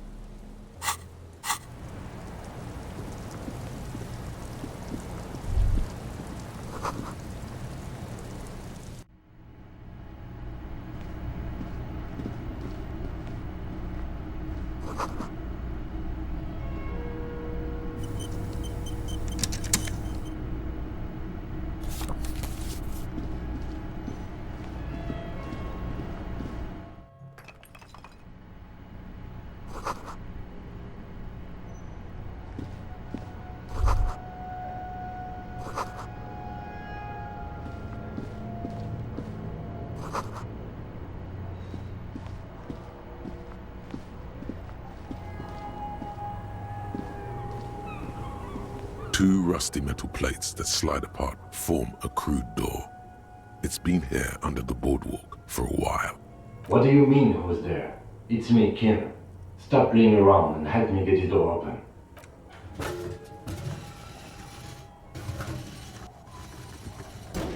It's much easier from this side. The panels on the rails slide once you dust the sand off. With the help of your partner, from the other side, the doors open with a creak. Huh. I hope no one dangerous heard that. Yes. Time to investigate these passages. Let's move quietly and not make more sound.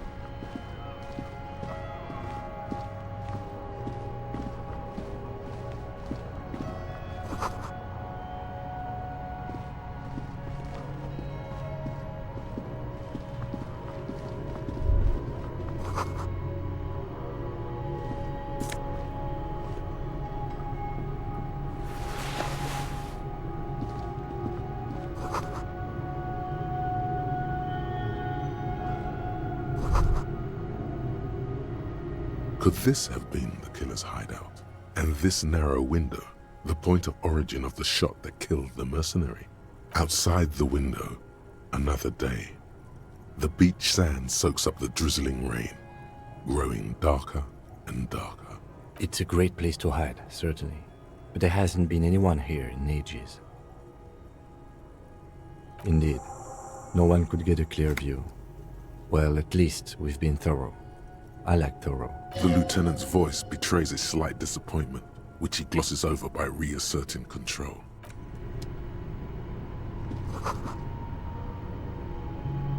A mustachioed and mutton-chopped man, amateurishly depicted, gazes at you with sad eyes. The plaque reads, K. Mazov. There is a spider web in the lower left corner of the portrait. Years' worth of dust is shaken off. The full head of hair, matched by an ample moustache and sideburns, look a bit silly. Someone crouches, heels digging into wet sand. Hands sweep across the sand, grains sticking to the frayed skin of the fingertips. An old man sits on a slab of concrete and taps his fingers against the glass of a scope. You shudder. Yes. Looks like some latter-day radicals were hiding out here. They left a long time ago. Half a century? This was probably part of the network of defense posts the communards built against the amphibious landing. I think the purpose of this bunker was to produce propaganda. It would have had radio equipment by then, but that's all been looted. We have found a lot of those lately. I guess what most people think of as history tends to linger in rundown neighborhoods. Martinez being what it is, no one has gone through the trouble of cleaning out the old bunkers. I won't stand in your way, but only after we're through with this case. You mean like Ruby? No, I think we've stumbled on a piece of history.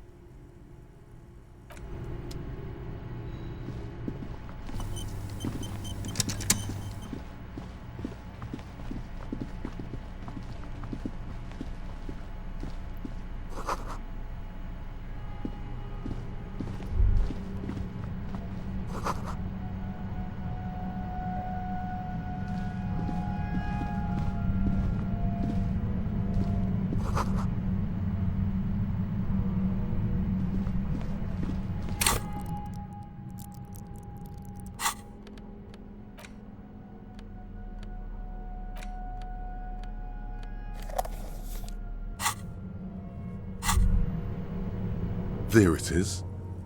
You picked the best. Get a load of this rock and roll cop here, people. Johnny Thundercop fishes a cheap lighter out of his pants. With a flick of the thumb, there's fire. A primal satisfaction. Here we go. The lighter's dark green disposable plastic. Safety's off. In your case, the safety is always off. Thick, warm smoke gets sucked down into your lungs. Immediately, you feel a warm nostalgia fill your head, body, and soul. A nostalgia for yourself. The man you were in your youth. Johnny Thundercop is back, and he's chill as balls. In the bottom right corner of the screen.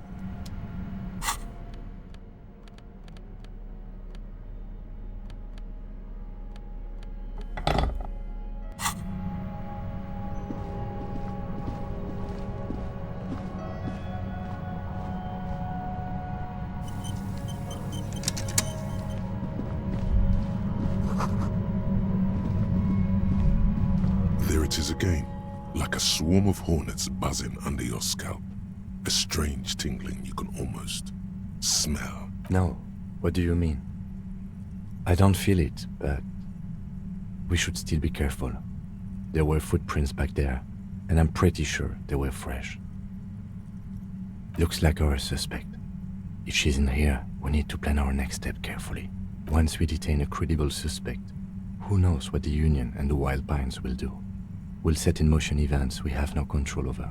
You will upset the balance of power in Martinez. The deadlock between the company and the Union will destabilize. Keep calm. Go over the whole situation in detail.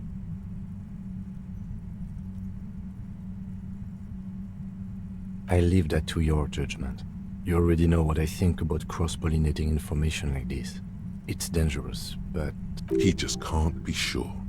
Maybe it will yield something useful.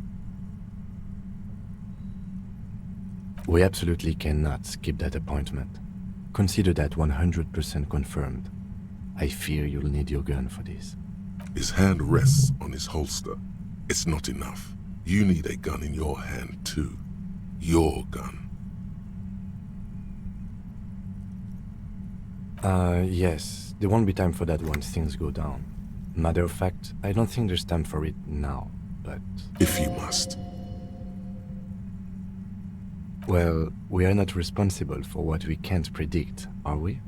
I don't think the entire city will be razed to the ground. If you can't predict it, there's nothing you could have done. I think I see a cavern. Maybe more cellars? I think we've been careful enough. We still have the element of surprise. I wouldn't be so sure. You haven't exactly been sneaking. Or maybe not. Either way, once we go deeper, there will be no turning back.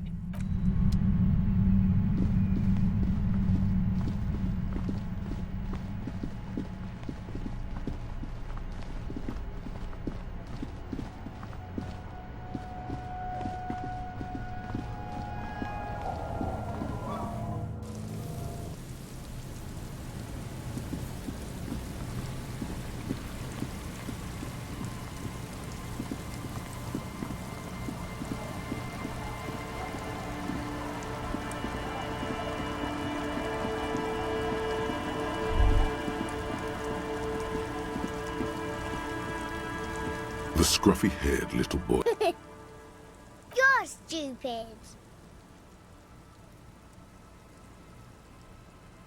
Okay.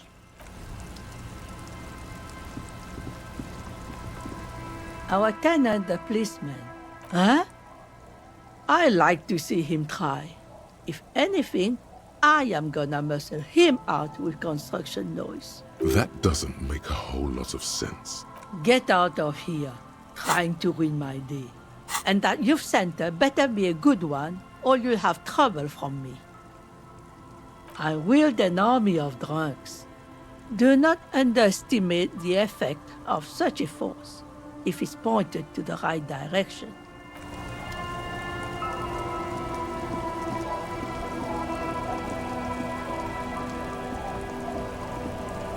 The sea's gonna calm down soon, I can feel it.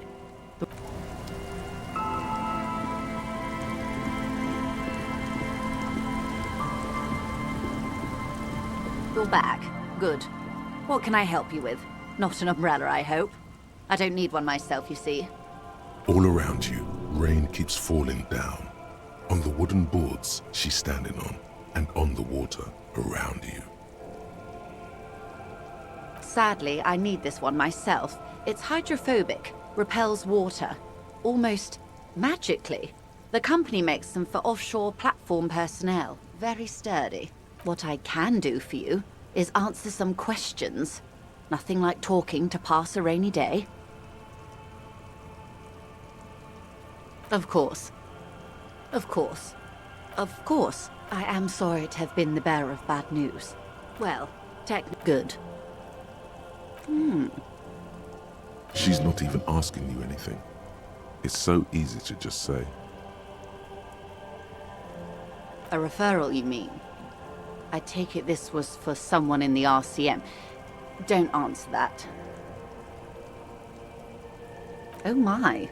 The lieutenant does not say anything, but you hear the nylon of his jacket rustle as he looks at you.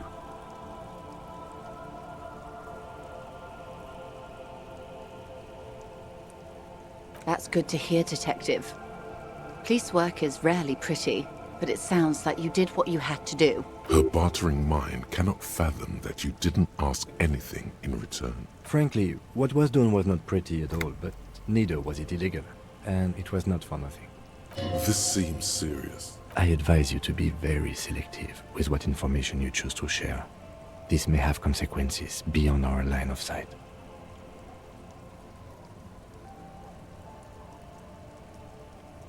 Misinformation. This is all because we haven't shared information on the lynching yet. See? Already the adversary uses it to their advantage.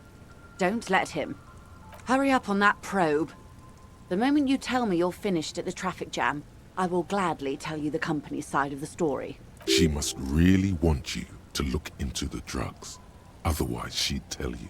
She was worried for a moment that she's overplayed her hand by not sharing info sooner.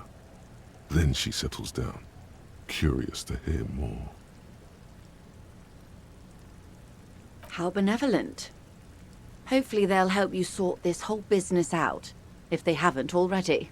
While we appreciate your assistance, ma'am, I'm afraid we can't discuss the specifics of an ongoing investigation with you. That is only fair.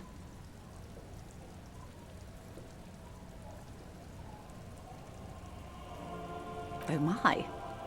Very interesting. So the militant wing is protecting one of their own? Her mind races to the conclusion that most benefits her interests. That doesn't mean she's wrong, though. It looks like you may untie this knot yet.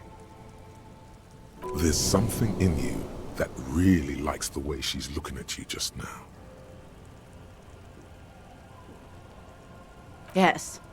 That's the talk about town. The Hardy Boys, they're called. Find the name rather amusing, honestly. Naturally, Detective. There are lighter topics to gossip about. Sounds like he has you running errands, Detective. A well-established dominance ritual. Where did he have you deliver it? Here? Oh no. What does that bloated hellbat want with my little cinder block town? It's clear the village has already grown dear to her. Strangely so. Why did she come here? No, don't tell me. I don't want to know what he has in store for this place. Probably a statue. It's a statue, right? A giant statue of him. Or better yet, his twin brother. Practically the same thing, but makes him seem less like a psychopath. A youth center with Edgar Clare's statue on top of it. The humidity crawls under your skin. Your eyes track her gaze, past the net picker, toward the concrete square of the nameless village off the coast of Martinaise. The concrete plates cross to meet in an abstract shape. In them, small footprints, impressions left by rubber boots. Small rubber boots. Go ahead. Help him. Make it so. I have no power to stop him. What? 35, I think. Why? I have mutant's feet. Very small. The prints are hers. I should be. In my youth, I had a brief dalliance here in Martinaise. He was an older man with impossibly broad shoulders. He's probably dead by now. Even his shack is long gone. Not that it matters. These buildings are all carbon copies of one another. Yes, I was slumming it with some girlfriends of mine. We had boats and... Don't hold it against me. My paramour certainly did not. Not overly so. It's not like this was the only place we visited. Me and my girlfriends from Azon with our shiny boats. Like reavers.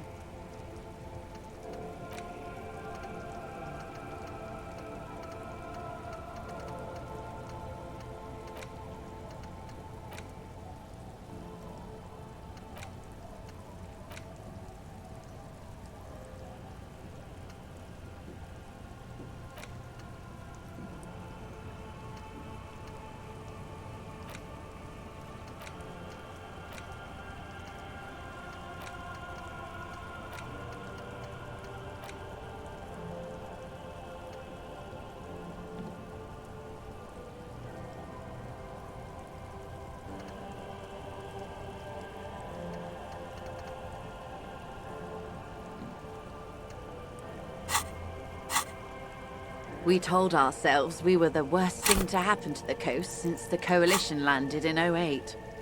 Imagine. She's sentimental, all right.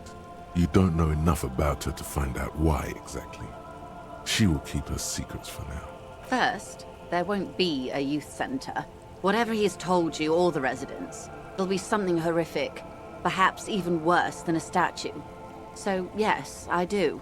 A fishery. I've been speaking with Lillian here. She gave me the idea. The infrastructure is all here, and with my connections, sadly, it's just one of the million things I'll never get round to. I just have to accept that I'll never be the rich candy girl who goes around solving people's problems with money. Yes, I'm sad I'll never have the time, Detective. I've always wanted a dilapidating fishing village. She is more defensive about it than usual. Full of ghosts and ancient memories. Has this errand yielded you any information? Is what you're about to say when a cold streak runs through your heart. Once said, there is no going back, Harry.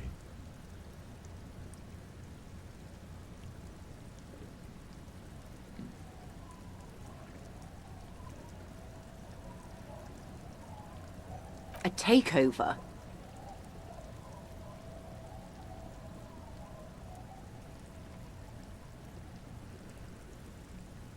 If they're taking it...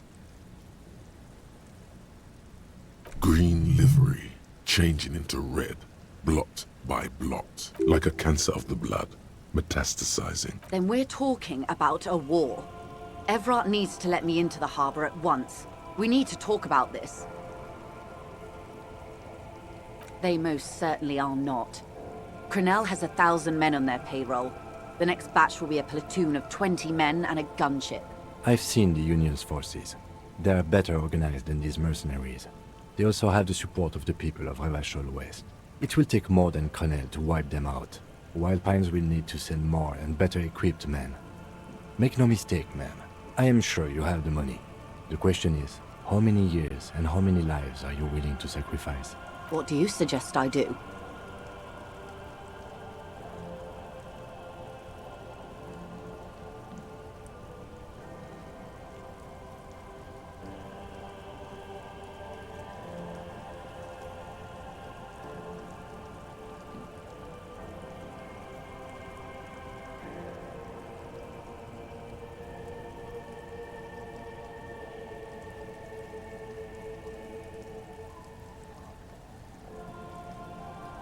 Do you think it's within my authority to give it to them?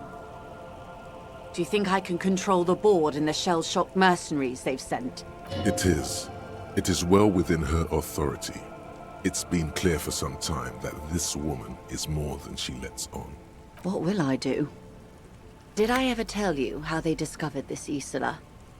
During our reality lowdown? It may be the only break we've ever caught as a species. The last one for 400 years.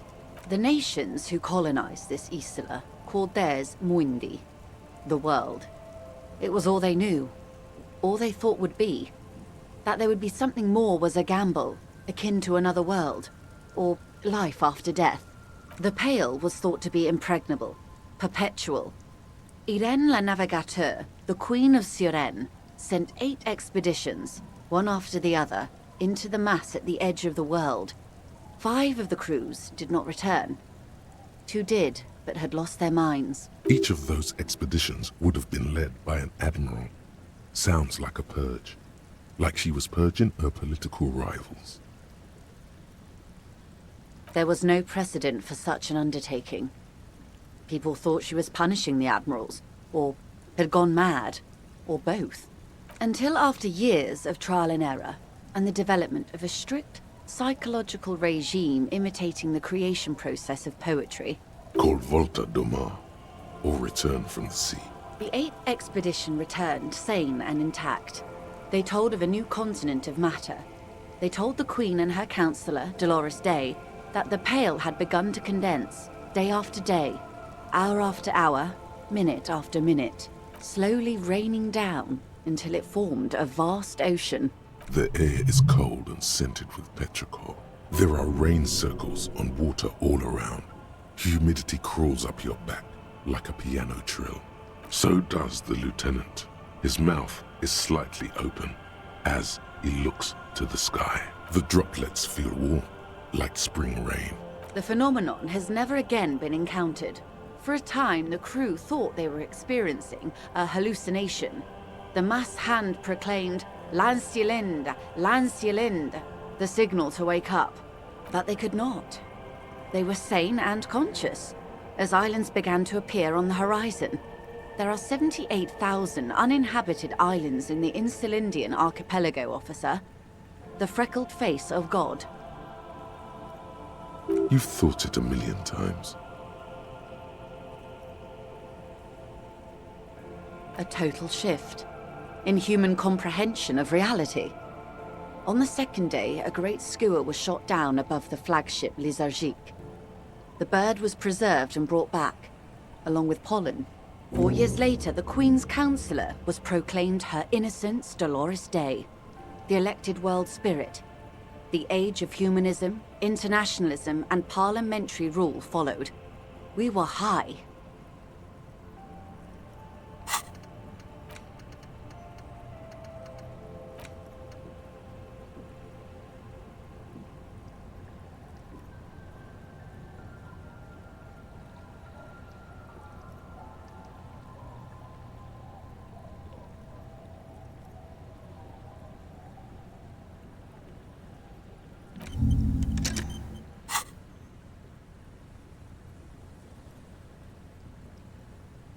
On Caillou, the Pebble, the largest of the fertile, uninhabited islands of the northeast Insulindian archipelago. 4 centuries and 2 revolutions later. The first living, autonomous organism. Proof of reality. It's the symbol of Insulinde, detective. The coat of arms of the suzerain and the wings on the crest of the commune. In your defense, it is a nasty creature who plucks food from the throats of lesser birds. Yet much like Revachol, it is also magnificent and rare. Imagine the suzerain of seagulls. There was a sting in your heart at the mention before, when she said its name. The nations of Mundi proceeded to discover 5 more Isolae, or they discovered us.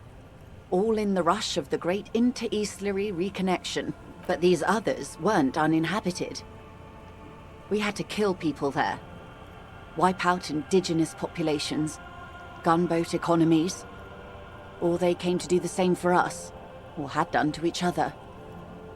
But here, there was no one but the skua, the Liliat Sea, and the Blood Beach, and the River Esperance. It was the new world. The Mondials used it to amass the greatest concentration of wealth mankind has ever seen. Revachol, the suzerain. Revolution, poverty, and the mercurial rise of capitalism. It is. Soon it will be spring and everything will blossom. The gangs will run wild, jacking motor carriages, ferrying amphetamines through Coal City. Spring is tough in Revachol. I will take your advice, Lieutenant Chiefrater. I will surrender Terminal B to the Union.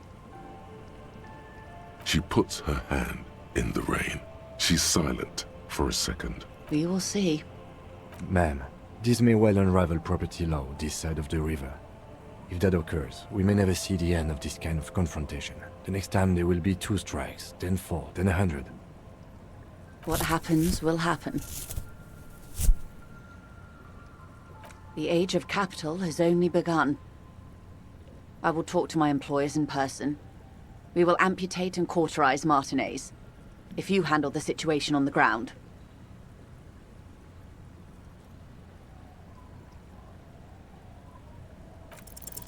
There are no employers. She's a member of the board. Probably a partner. You are the citizens' militia. There are no superiors.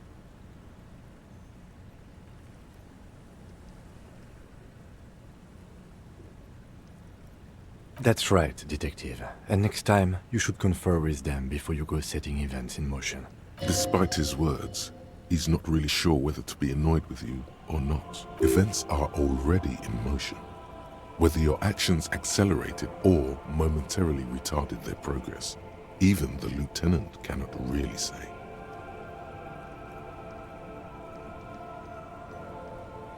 Here I am. I am the face, and I'm here to answer. Rejoice Layton. Yes, Mr. Clare has a 2-month head start. I can't let it grow any bigger. And I've exhausted all my options from here. Keep the peace, and I will keep my end of the bargain. How far along is Cronell's investigation? The confrontation is imminent. They have followed in your footsteps. As your investigation reaches a climax, so does theirs. They are your shadow. Arm yourselves. Armor yourselves. Protect their targets. Violence may be unavoidable, but we can limit the casualties. Soon. I do not know precisely. They have cut off all communication, you see. They know I've been feeding you information. One last thing, Lieutenant Dubois.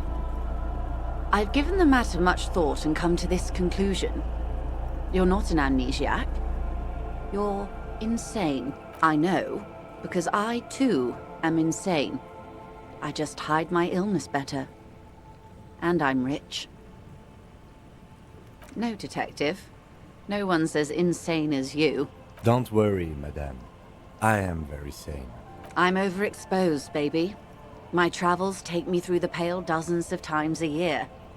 I've got the longing. And I've got it bad. She would die to return to it. The Pale, the past, anything one can return to. The same strict psychological regimen the 8th Admiral developed when he crossed the Pale and discovered this Isola, the Volta do Mar. It's used by inter-Islary travelers and other troubled souls, even to this day. You could use a little of it yourself.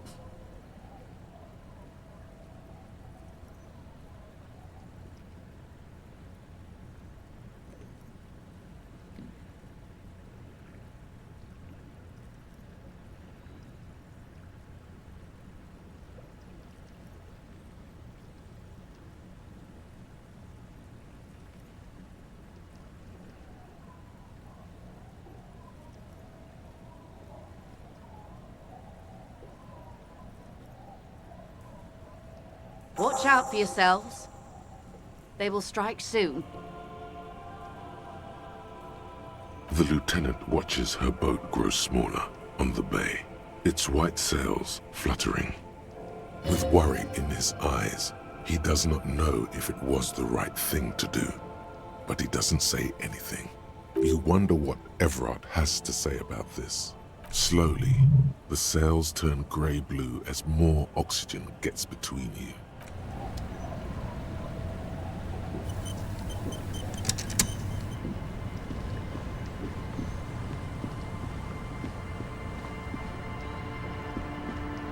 Either sea's gonna calm down soon.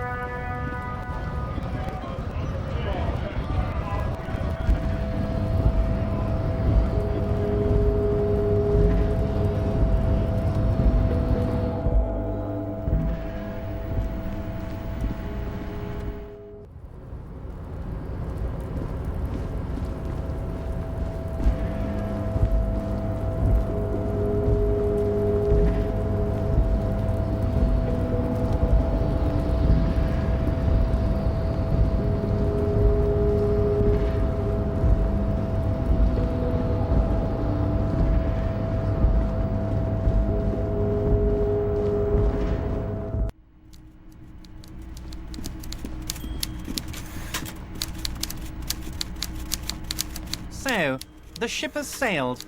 Did you see it? I know you did. Tell me, what did it look like as it grew smaller and smaller when that mainsail dropped behind the horizon? There's a mean little light in its eyes. Did it look like a germ? Did it look like a piece of bacteria? His jaw is clenched, and his quadruple chin is quivering with hatred. This is decades of hatred speaking right now. You get a sinking feeling.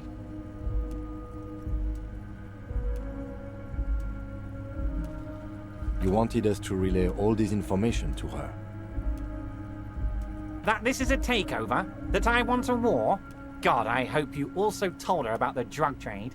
They absolutely hate getting their hands dirty with that. You can kill 1 million people, but if you do something the police doesn't like, well, then you're out of the yacht club. Goodbye, you inhuman fuck.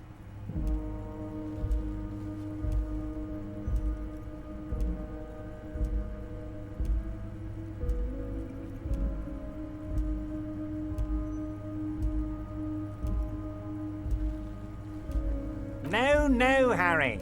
What we have is real. We're working men. This here is real. Harry, I can't see into the future. We are all playing by ear on this planet. I had no idea she'd react so strongly. I did. I knew the negotiations would go better with police officers telling her horror stories from inside the harbour. It's scarier this way. Turns out it was a magnificent strategy. I never thought it'd so fundamentally fuck her up.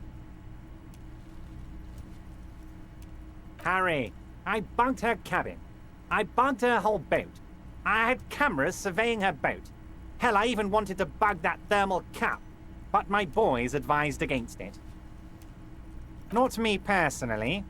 I had guys recording and processing this information for me. Hell no! They'd fuck it up. They can't do anything right. I mean my real boys. My special task force boys. Where are these boys? They sure as hell aren't hanging out in the open with beers in their hands for the cops to question. They're pros, Mr. Kitsuragi. Harry, you made a conscious decision to relay that information to her. You could have kept it for yourself.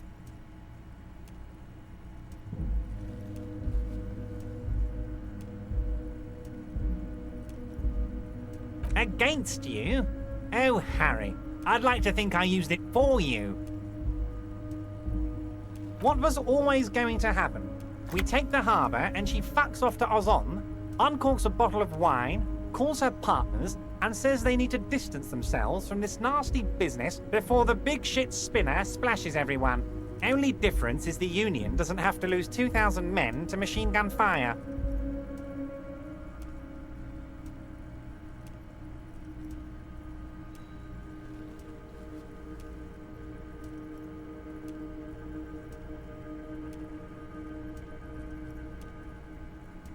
That it will, Harry, that it will.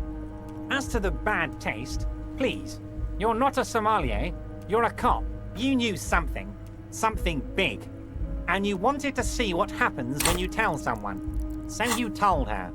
Anyone who's ever been close to power will tell you, inside information is the sweetest thing in the world. It's better than money, it's better than pussy. Money only makes you special for some salesmen. Pussy only makes you special for yourself. Information makes you special for all mankind. It's the ticket to history. Right on, Harry. What you did was participate in history. When history calls, you have to pick up. You had no choice. None of us ever do. A hard disco cop like you, I knew you weren't one to resist temptation. You know what, detective? I am going to leave this out of my reports, and I suggest you leave it out of yours too. Just look at the three of us. The three careless boyaderos. Good times, good times. Now we let bygones be bygones because there's work to do. For me and for you. I suppose there was a reason you came here, so let's have it. What can I help my best friend and comrade with today?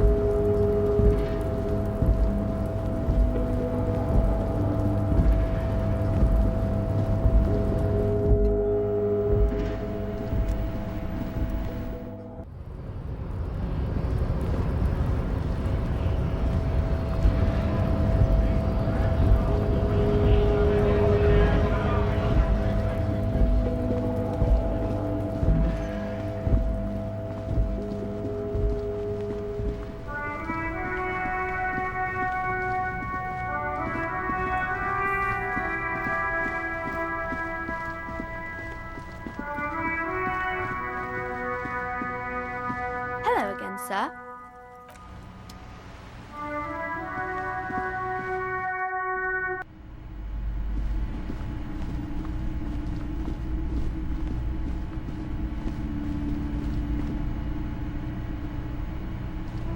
Shelves full of biographies of famous people. A true cultural touchstone.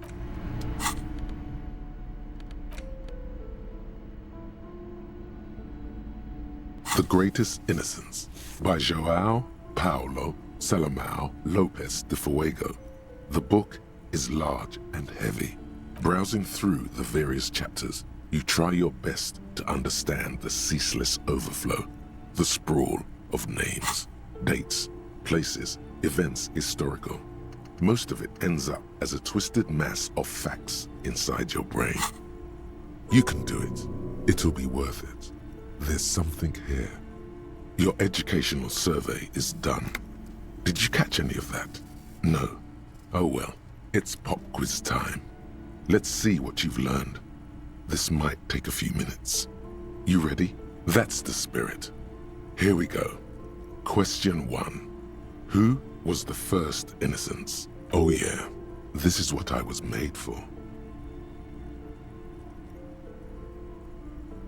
A pop quiz is a short examination designed to test your knowledge without any prior warning or announcement.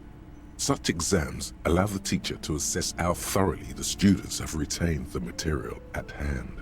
Voila. Now blast that first innocence. Thanks for nothing. Dolores Day. Dolores. Incorrect. Dolores Day was the innocence of humanism, internationalism, and the welfare state. She codified parliamentary democracy and created modern institutions. Among these, the moral intern, she was powerful and beautiful on all her icons. Her colors are silver, white, and apricot. And when you think her name, Dolores, stomach acid rises to the back of your throat, and it hurts. You see a flash silver, a wreath, an airport bag, and blonde hair. You don't know why. Another choice, perhaps? Steer clear of this one. There's something terrible about this one. A strange sensation of loss. When she left the earth, the dust, and the ice, and the humans. That is unimportant to the quiz. Stop thinking about this. Yes, the quiz is impersonal. No need to rouse sensations in yourself at the mention of Dolores Day. Who was the first innocence? It wasn't Dolores Day. Incorrect. Sola was anointed during the previous century and even lived to see the current one. She was an urban planner who spoke her mind and largely left history to its own devices, encouraging people to excel on their own rather than prescribing to a deified model of history. She is often called an anti-innocence. Sola resigned after an assassination attempt by a Yugo nationalist who blamed her for not taking the side of the left during the turn-of-the-century revolutions. Innocences don't usually resign. Care to try again? Correct. Nothing much is known about him. It's not even clear that he was a he, but Franco Negro presumed as such and called him Pius. He's depicted as a young man with molten gold pouring out of his mouth. All he spoke was gold. It's said he invented God and equality of men before God. He also introduced the gold standard as a way for measuring people's love for Aurum. As the first innocence, he declared that there should be more of those like him. It is presumed his disciples were the beginning of the Holy Party, the founding party. Question 2. Who was the strongest innocence? Easy. Everybody knows the answer to this. You, me, anybody.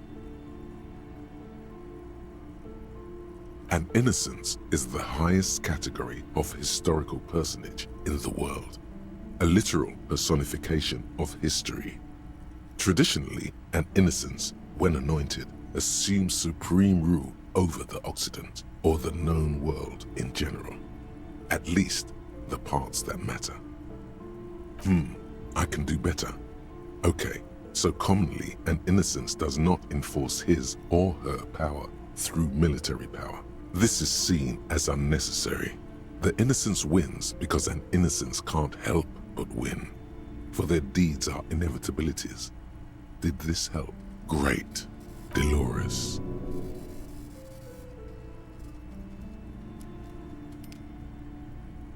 Incorrect again. While she originated many modern institutions, launched several successful expeditions, and was even critical of the Innocentic system itself, and somehow keeps popping up in your mind, she is not often considered the strongest, even though the words most associated with her rule are l'amour, la compassion, la autodiscipline, love, compassion, self-control, which could be seen as facets of strength.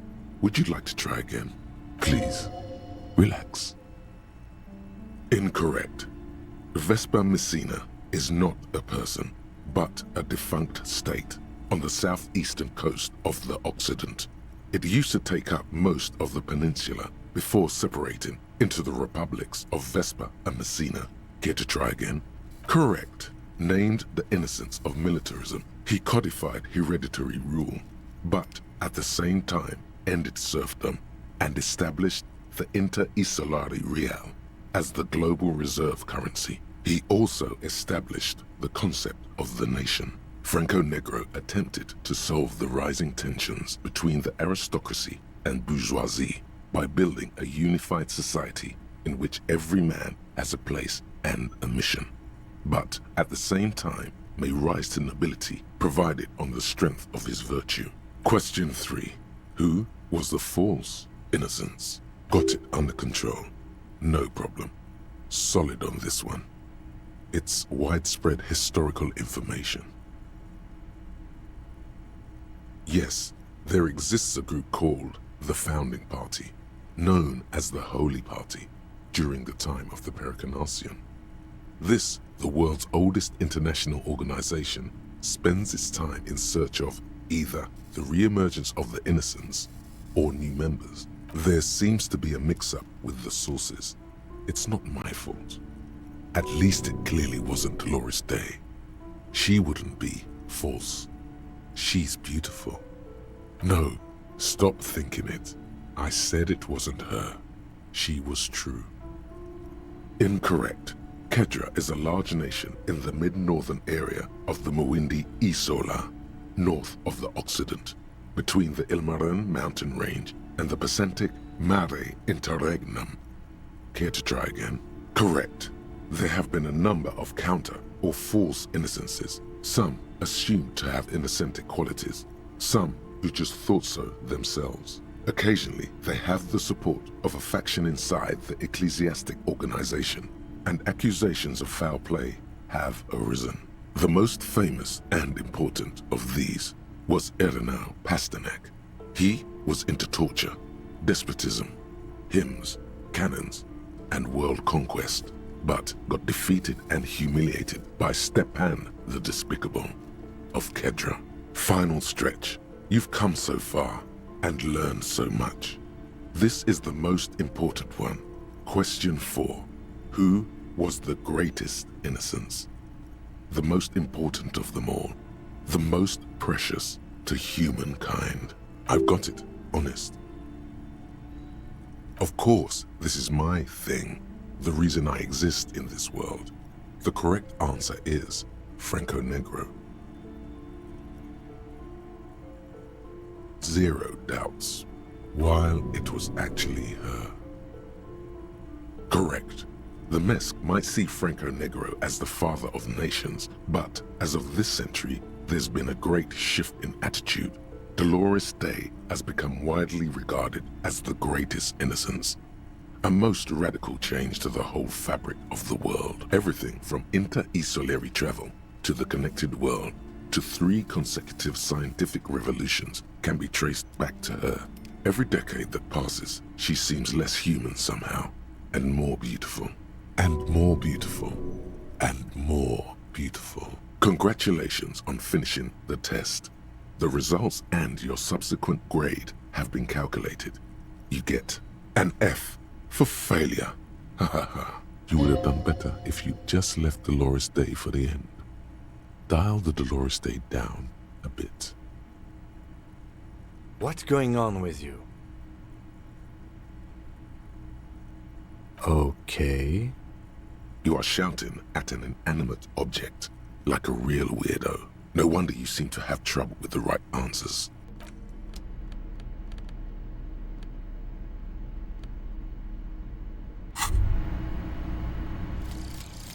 Wasteland of reality. Congrats, you're sober. It will take a while for your body to remember how to metabolize anything that isn't sugar from alcohol. So you're going to be pretty ravenous soon. Eat plenty. You can expect your coordination and balance to improve in a couple of weeks.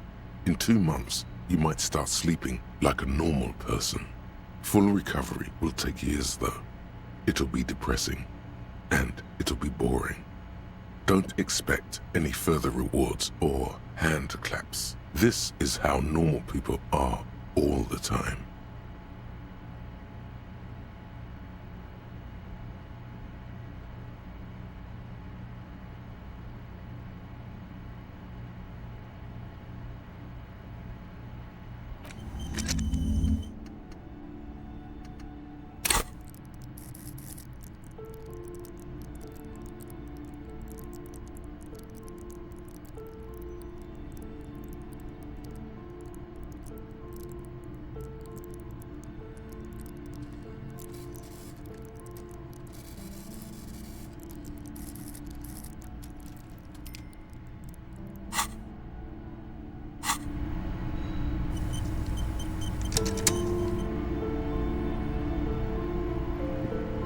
This bookstore is not strictly about crime.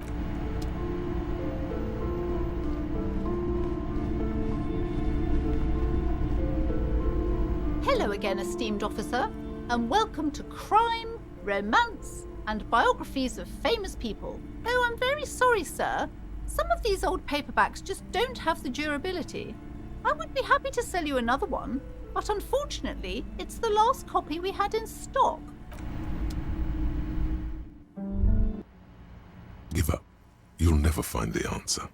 There's no other copy of Dick Mullen and the Mistaken Identity here. Because that's how the world works. Some stories never get finished.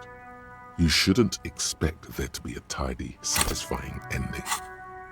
But, what if you never find out how your story ends? There isn't. If only you had more time. More resources. Who knows what you could have come up with? Maybe if there had been more money and less speed. Or more speed. Or that, yes. Either way, you might have been able to come up with an answer. But not like this. Hang on, you can do this. Use your imagination. You know who the suspects are. Just make it up. So, who killed Charlie Spillane and Deanna Denuva, detective? Just fucking pick one. Sounds good. You can't trust the fuzz after all. They say they've got your back, but do they really? More like they've got a knife in your back. You've seen it yourself, haven't you? Maybe that cuts a little close to the bone, jaded cop. Take it easy. Don't let the memory of old betrayals haunt you tonight.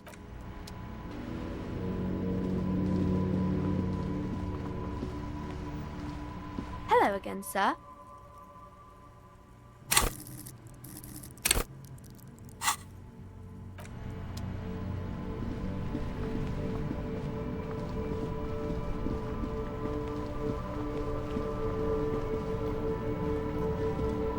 The worn and beaten wooden planks of the bench. We can sit on benches after we've... You can revisit the bench if you ever need to pass the time.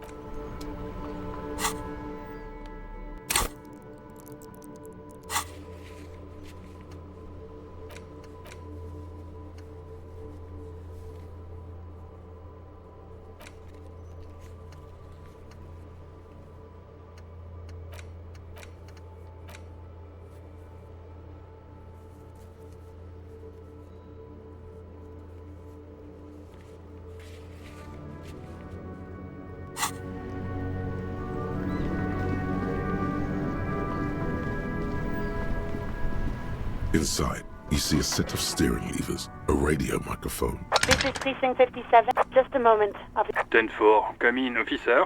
Over. Roger that. 10-10, over and out. This is Precinct 57. How may I assist? Just a second. Sylvie Malay. Yes. Hello? Oh, great. What else do you need, detective?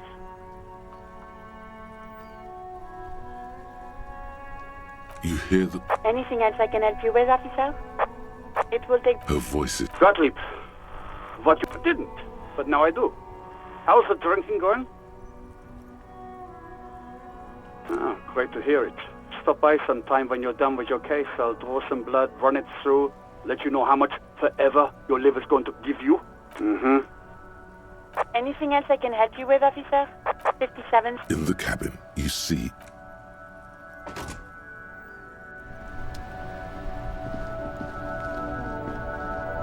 Oh, look. It's the cop who turned me into a bad person.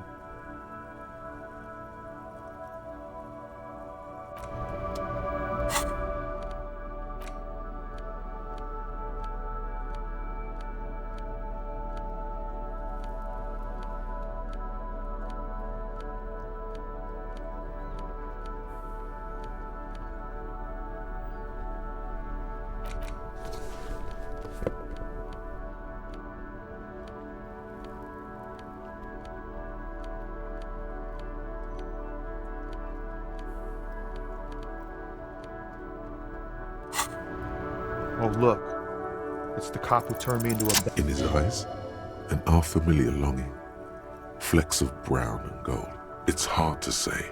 His gaze wanders southwest, down the street that goes beyond the horizon. The road continues for miles, flowing together with other roads, turning into causeways or bridges, ending suddenly in dead ends, or ramping up or down highways. It forms a crisscross pattern across the land, above the Jamrock Quarter, in the form of a raised motorway, and then the never-ending sprawl of Forburg, high above buildings, new and old, the air filled with the rumble of motor engines. To the old south, to the farthest outskirts of Revachol, through the checkered fields of farmland, upstream to the river Esperance, past Montmartin, the border approaches. You cannot see. It's out of the city. Up ahead, the mist blocks all sight. A gale blows across your cheeks. It is cold. Before you stands a tall lorry driver with sad eyes. Excuse me?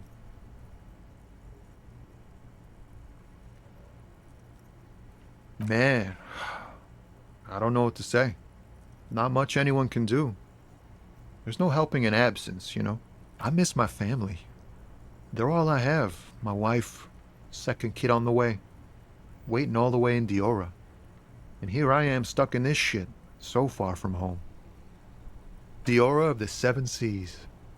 It's on the other end of Le Caillou, pretty much, on another island called Laurentide, off mainland.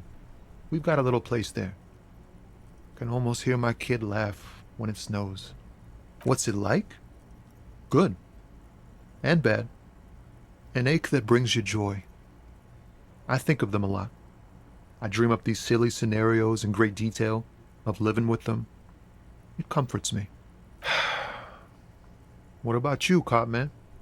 You missing someone? Is that what it is? This feeling? No, it's scarier than that. You're pursued by a hunter, smelling of apricots and sorrow, and the past. I feel for you, my friend. It's bad enough to know who you miss. Missing like that doesn't feel like it has much of an upside. But, thanks for this. It's nice to talk to someone, and I know it wasn't easy to ask. I hope you find your way through your own troubles.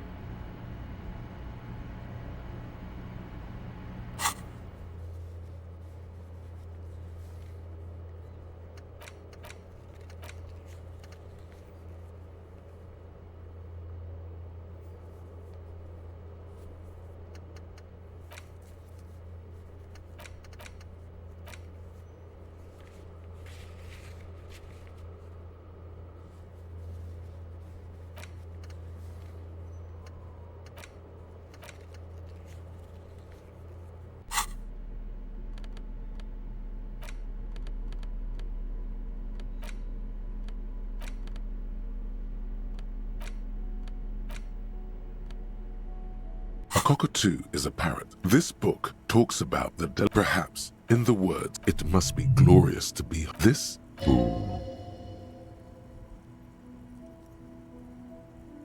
You're right. Ouch. Not great for the. You're right. Ouch. Not great for the neighbors. This is. Perhaps in the words, it must be glorious to behold. Dark. Perhaps in the word, it must be this. Perhaps in the word, it must be this. Perhaps the most in the word, it must be glor. This is a. Perhaps in the words of poet, it must be glorious to behold.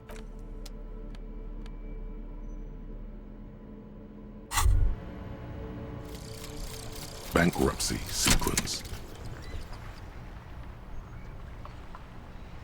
It's easy. You just need to move on. Like a plague of locusts. Like a fucking plague. Failure is a core tenet of liberalism. When life closes a door, it opens a window. And if the fall is too steep, use the fire exit. Run to the roof. You always have that airship on the dock. The most important thing is to keep moving. Keep dreaming. The auditors cannot get to you if you keep running very, very fast from one fuck up to the next.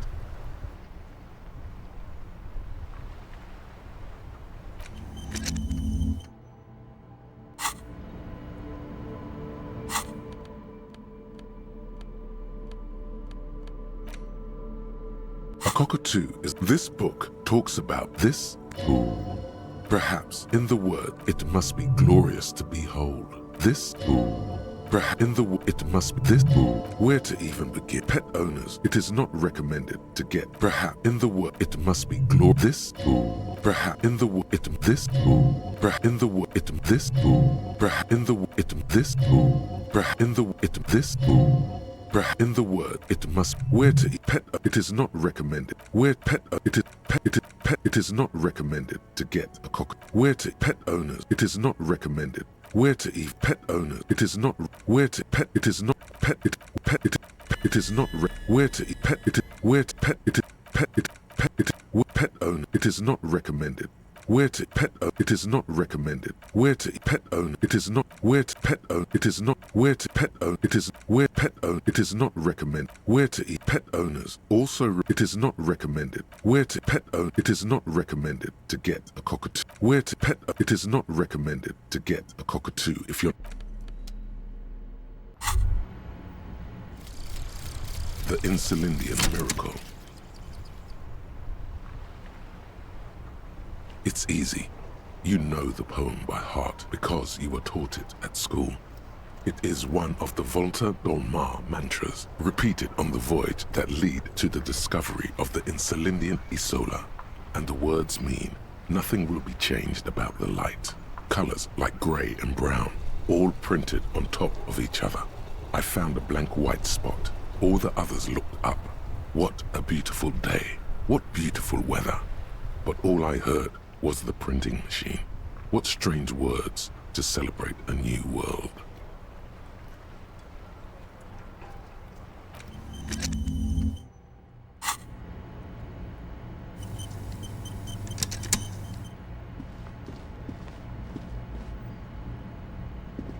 The speakers below are banged up and worth. Everything's still cool here, officer. No need to dress this one up. Oh, okay. Are you trying to... Sorry, detective.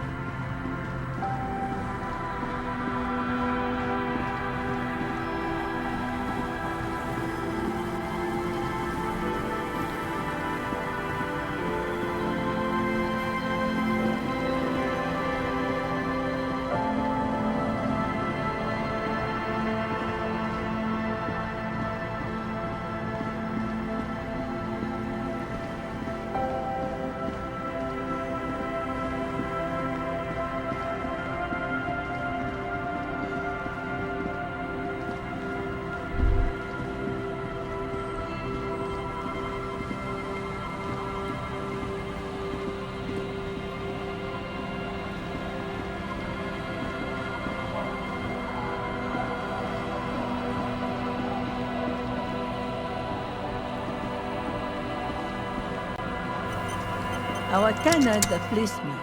I hope the waves don't keep you up.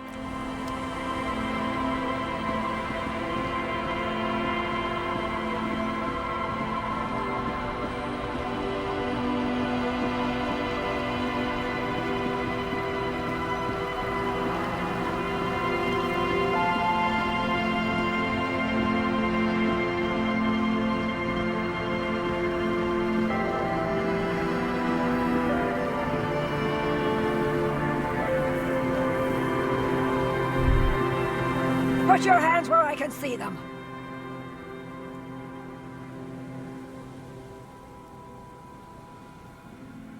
Show me your hands. This is the pigs. Show me your hands. Right now! Scavenged, battery-powered police lights protrude from her back. The flickering light show reveals a gun in her shaking hand. Her hand is trembling from some sort of neurodegenerative disease. Madame, please drop the firearm immediately. You shouldn't be here. Something's very wrong with her. She's completely out of control. The man appears to be pulling out an object from his pocket. Fear under threat! Fear under threat! Superseding event. Split-second decision. Get on the ground! Get on the goddamn ground! Subject yourself to a full body cavity search. Prohibited materials concealed in nostrils, ears, mouth, navel, urethra, foreskin, vagina, and rectum. In her mind, the cavity search is happening, as long as she's saying it. It appears the things she says are very real to her. Be careful, detective. Don't do anything that might set her off. You'll have to go for the gun sooner or later. Perhaps you can learn crucial facts before you do. Officer in need of assistance! Suspect alert! Get on the ground! Ma'am, please. We want to help you, but you need to lower that weapon. Disturbance reported. Authorized deadly force. Sector, take the shot! Big red key! Big red key! Big red key? That's code for the battering ram. Cop talk. You know this. What happened to make her like this? Loneliness. Yes, sure. But also in a less abstract way. The neurodegenerative disease I mentioned earlier. The woman looks at you, but through you. Like you don't exist. Her eyes gleam feverishly, and the rotating police beacon lights reveal deep scratch marks on her cheeks. Sometimes when things get very bad, it's good to remind yourself that you have a body by scratching it. This is the police! Unlawful engagement! Hands on the ground! Scumbag! So this is what the weather's like on the other end of a cop's gun.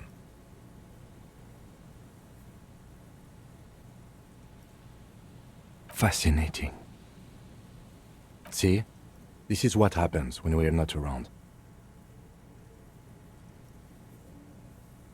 It's the goddamn police, shitbag! Hug the pavement! You're under arrest! As she waves her hands, you notice familiar-looking ampoules and packets sticking out of the mountain of police gear on her back. Medicine or drugs? Magnesium, Dramamine, maybe even speed. My God, she has speed on her. What else? Confiscated contraband! Restricted access! 2 kilos missing! Eyewitness report compromised! I don't think she's on drugs. Being off drugs might actually be the problem here. Back up! Back up! Back up! Status unconfirmed!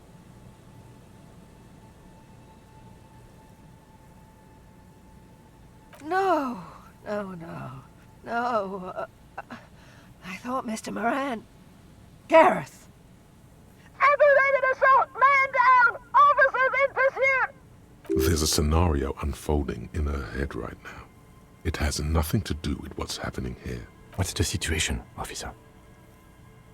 Law enforcement compromised! Impersonating a police officer! Does she not believe you two are actually police officers?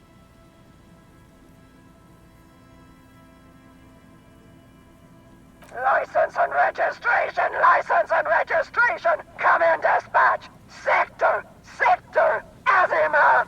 It's not a code, just disjointed words. She's losing it. One twitch and there will be blood.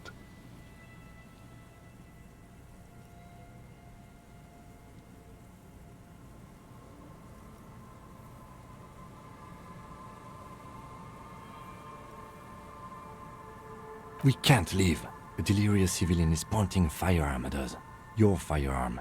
You need to solve this.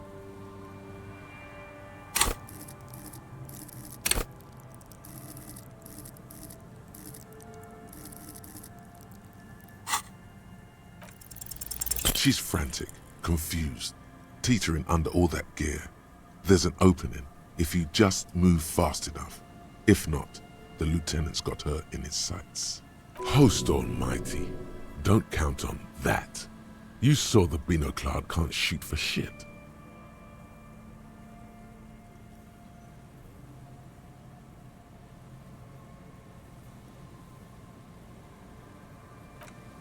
Sure, you're you, but how do we end this? She's not just gonna let you leave. Suicide bag hop! Split-second decision! Eat lead, scumbag!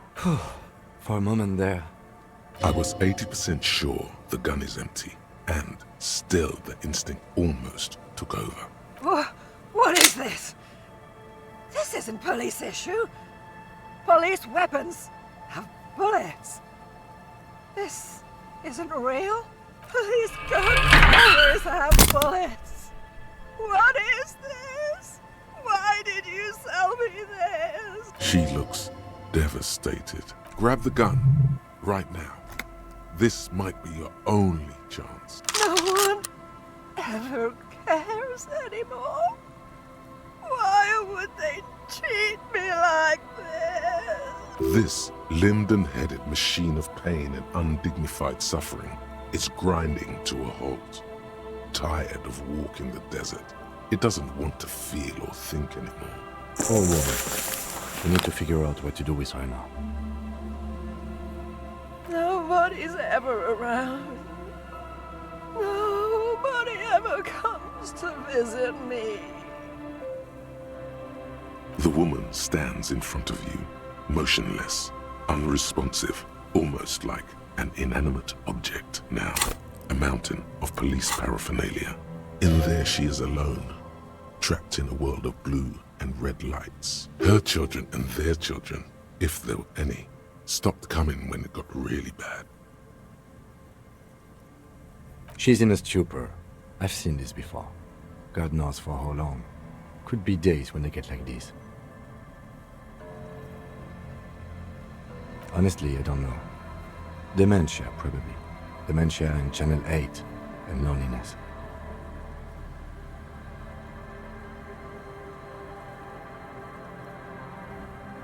Could be. Her hands were trembling, and she did seem uncoordinated. But what are we gonna do with her? I don't think there's any need for that. In her current state, and without a gun, she isn't really a threat to anyone. We could let Titus know. This is a perfect problem for the local peacekeepers to handle. They might even know her family.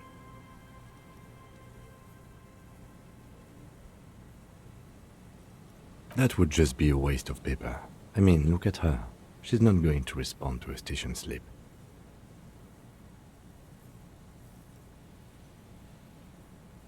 Then we can ask him once we get back to the whirling. But we have to hurry, cause it's late and they might have already gone home. But I think we're done here for now. Let's head out. Please, leave the radio on. Reflex to what? Being left alone? Exactly. With only the voice of Gareth Morand to accompany her on Channel 8. She stands motionless. Just a heap of clothes and flashes now. Maybe if you search her once more. The woman stands slumped. She looks catatonic under her mountain of RCM paraphernalia. Is one of those things a police cap. There were narcotics in there, too. You're thinking of taking them. Do. She doesn't even flinch as you reach out and disentangle the familiar-looking lieutenant's cap from her mountain of RCM paraphernalia.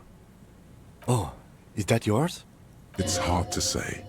It's been so long since you wore yours. The lieutenant nods. You take the vial of Pyrrolidon and the bottle of speed as evidence, obviously. She didn't consume them. She didn't look high. She confiscated them, a little like you are doing now. You're taking those, are you? Listen to him, for once. Thank you. I'm doing this to help you. We need to focus on the case. He's grateful you did this. The old woman doesn't react to your touch.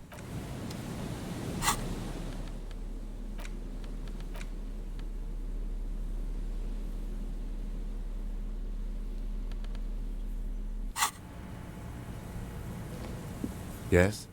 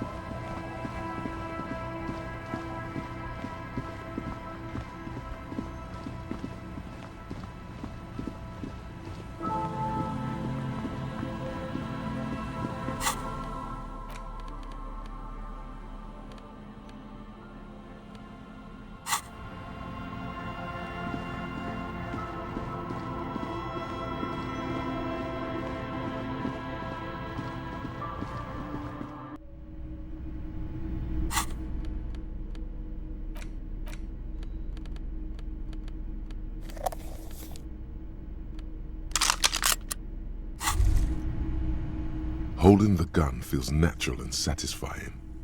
It's like an extension of your arm, the polished wooden handle almost fusing into your palm. It reminds you of the day you first held it, with fear and respect, hoping you don't have to use it in vain. The sun was out in Jamrock. It was so long ago. Sheathe your sidearm, officer. A serious law official, cop by the book, should know to only unholster their service weapon when using it is unavoidable.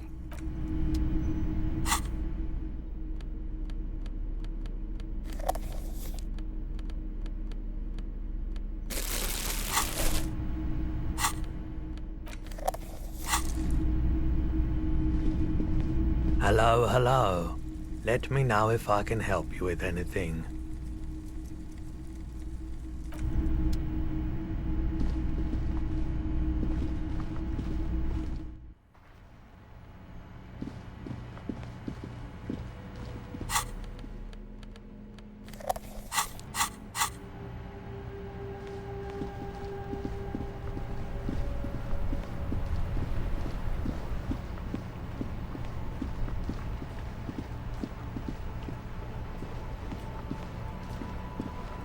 Inside, you see a set of steering levers, a radio microphone. This is Precinct 57.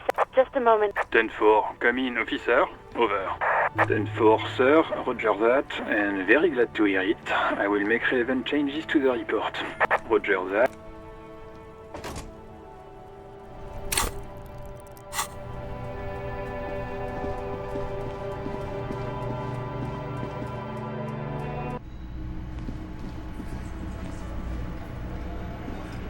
The Copper NATO is back.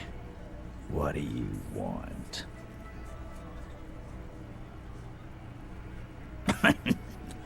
What's that, Copper? You want us to help little old ladies now? You're local law enforcement, aren't you? Helping troubled civilians should fall under your jurisdiction. Yeah. We'll send someone out. Who is?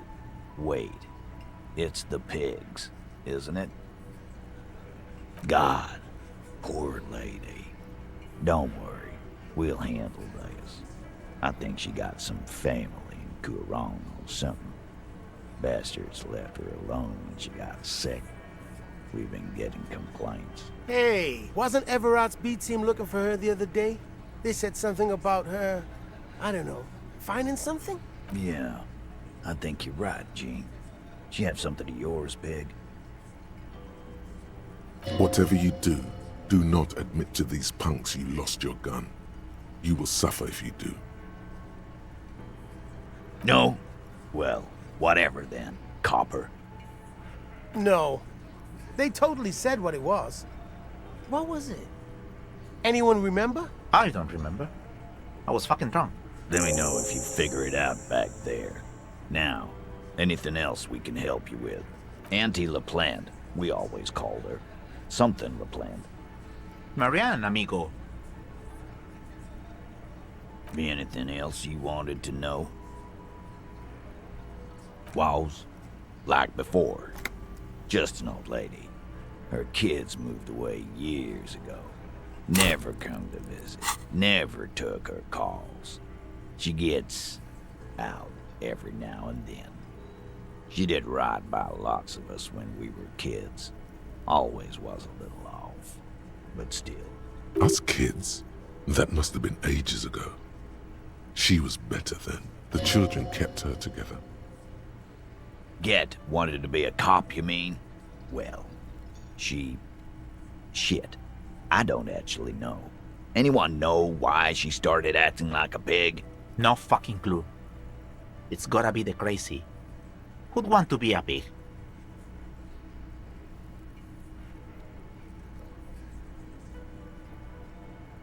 No, I didn't.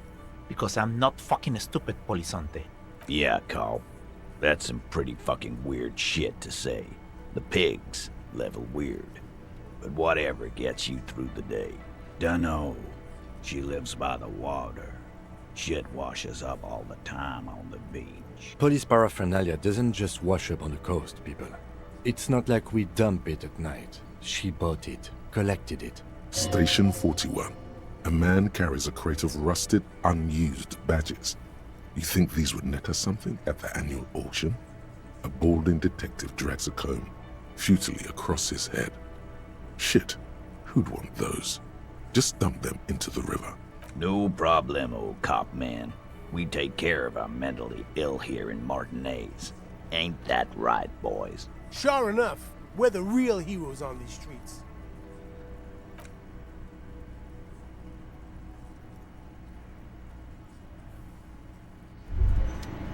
Tremble. The time is now. Time for the show. For Ta'ola. The hallowed time of fear and disintegration. A countdown has begun. All will collapse on itself. The world will disappear into a single grain of blackness. All sound will be muted. All life will scream. Ulogu Theodos. Xeno Zausin. Ipoli Osidhian. Echondes Fronisin. Monday morning, the moment you arrived in this reality, are the first crack in the sheer face of God. From you it will spread.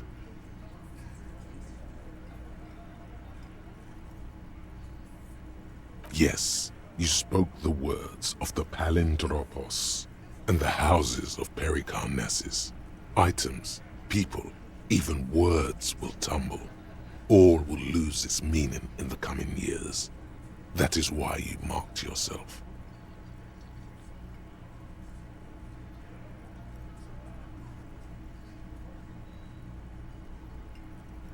Okay, yes, maybe it is just the hangover talking, or some kind of joke you're playing on yourself instead of working on the case.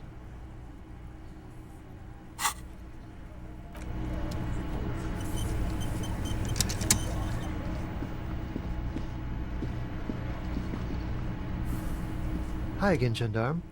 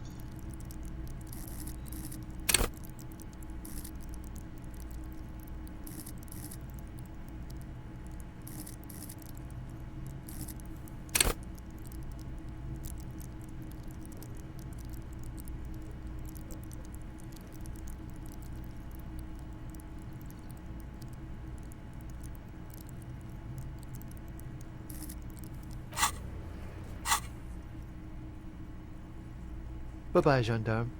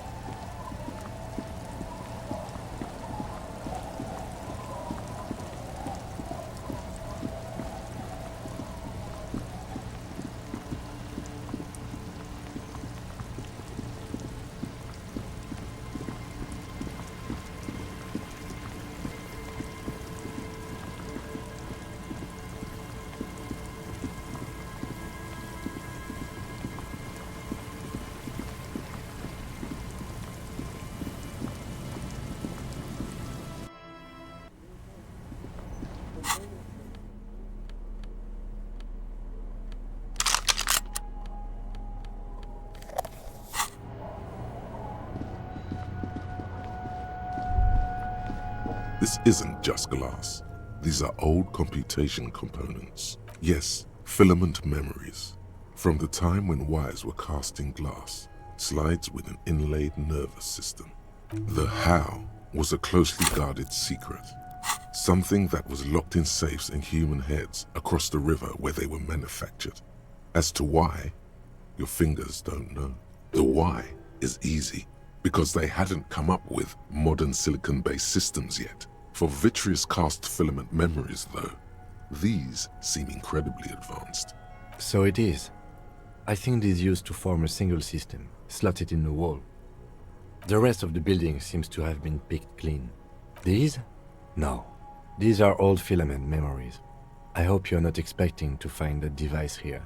You will be disappointed. All you will find here is pain.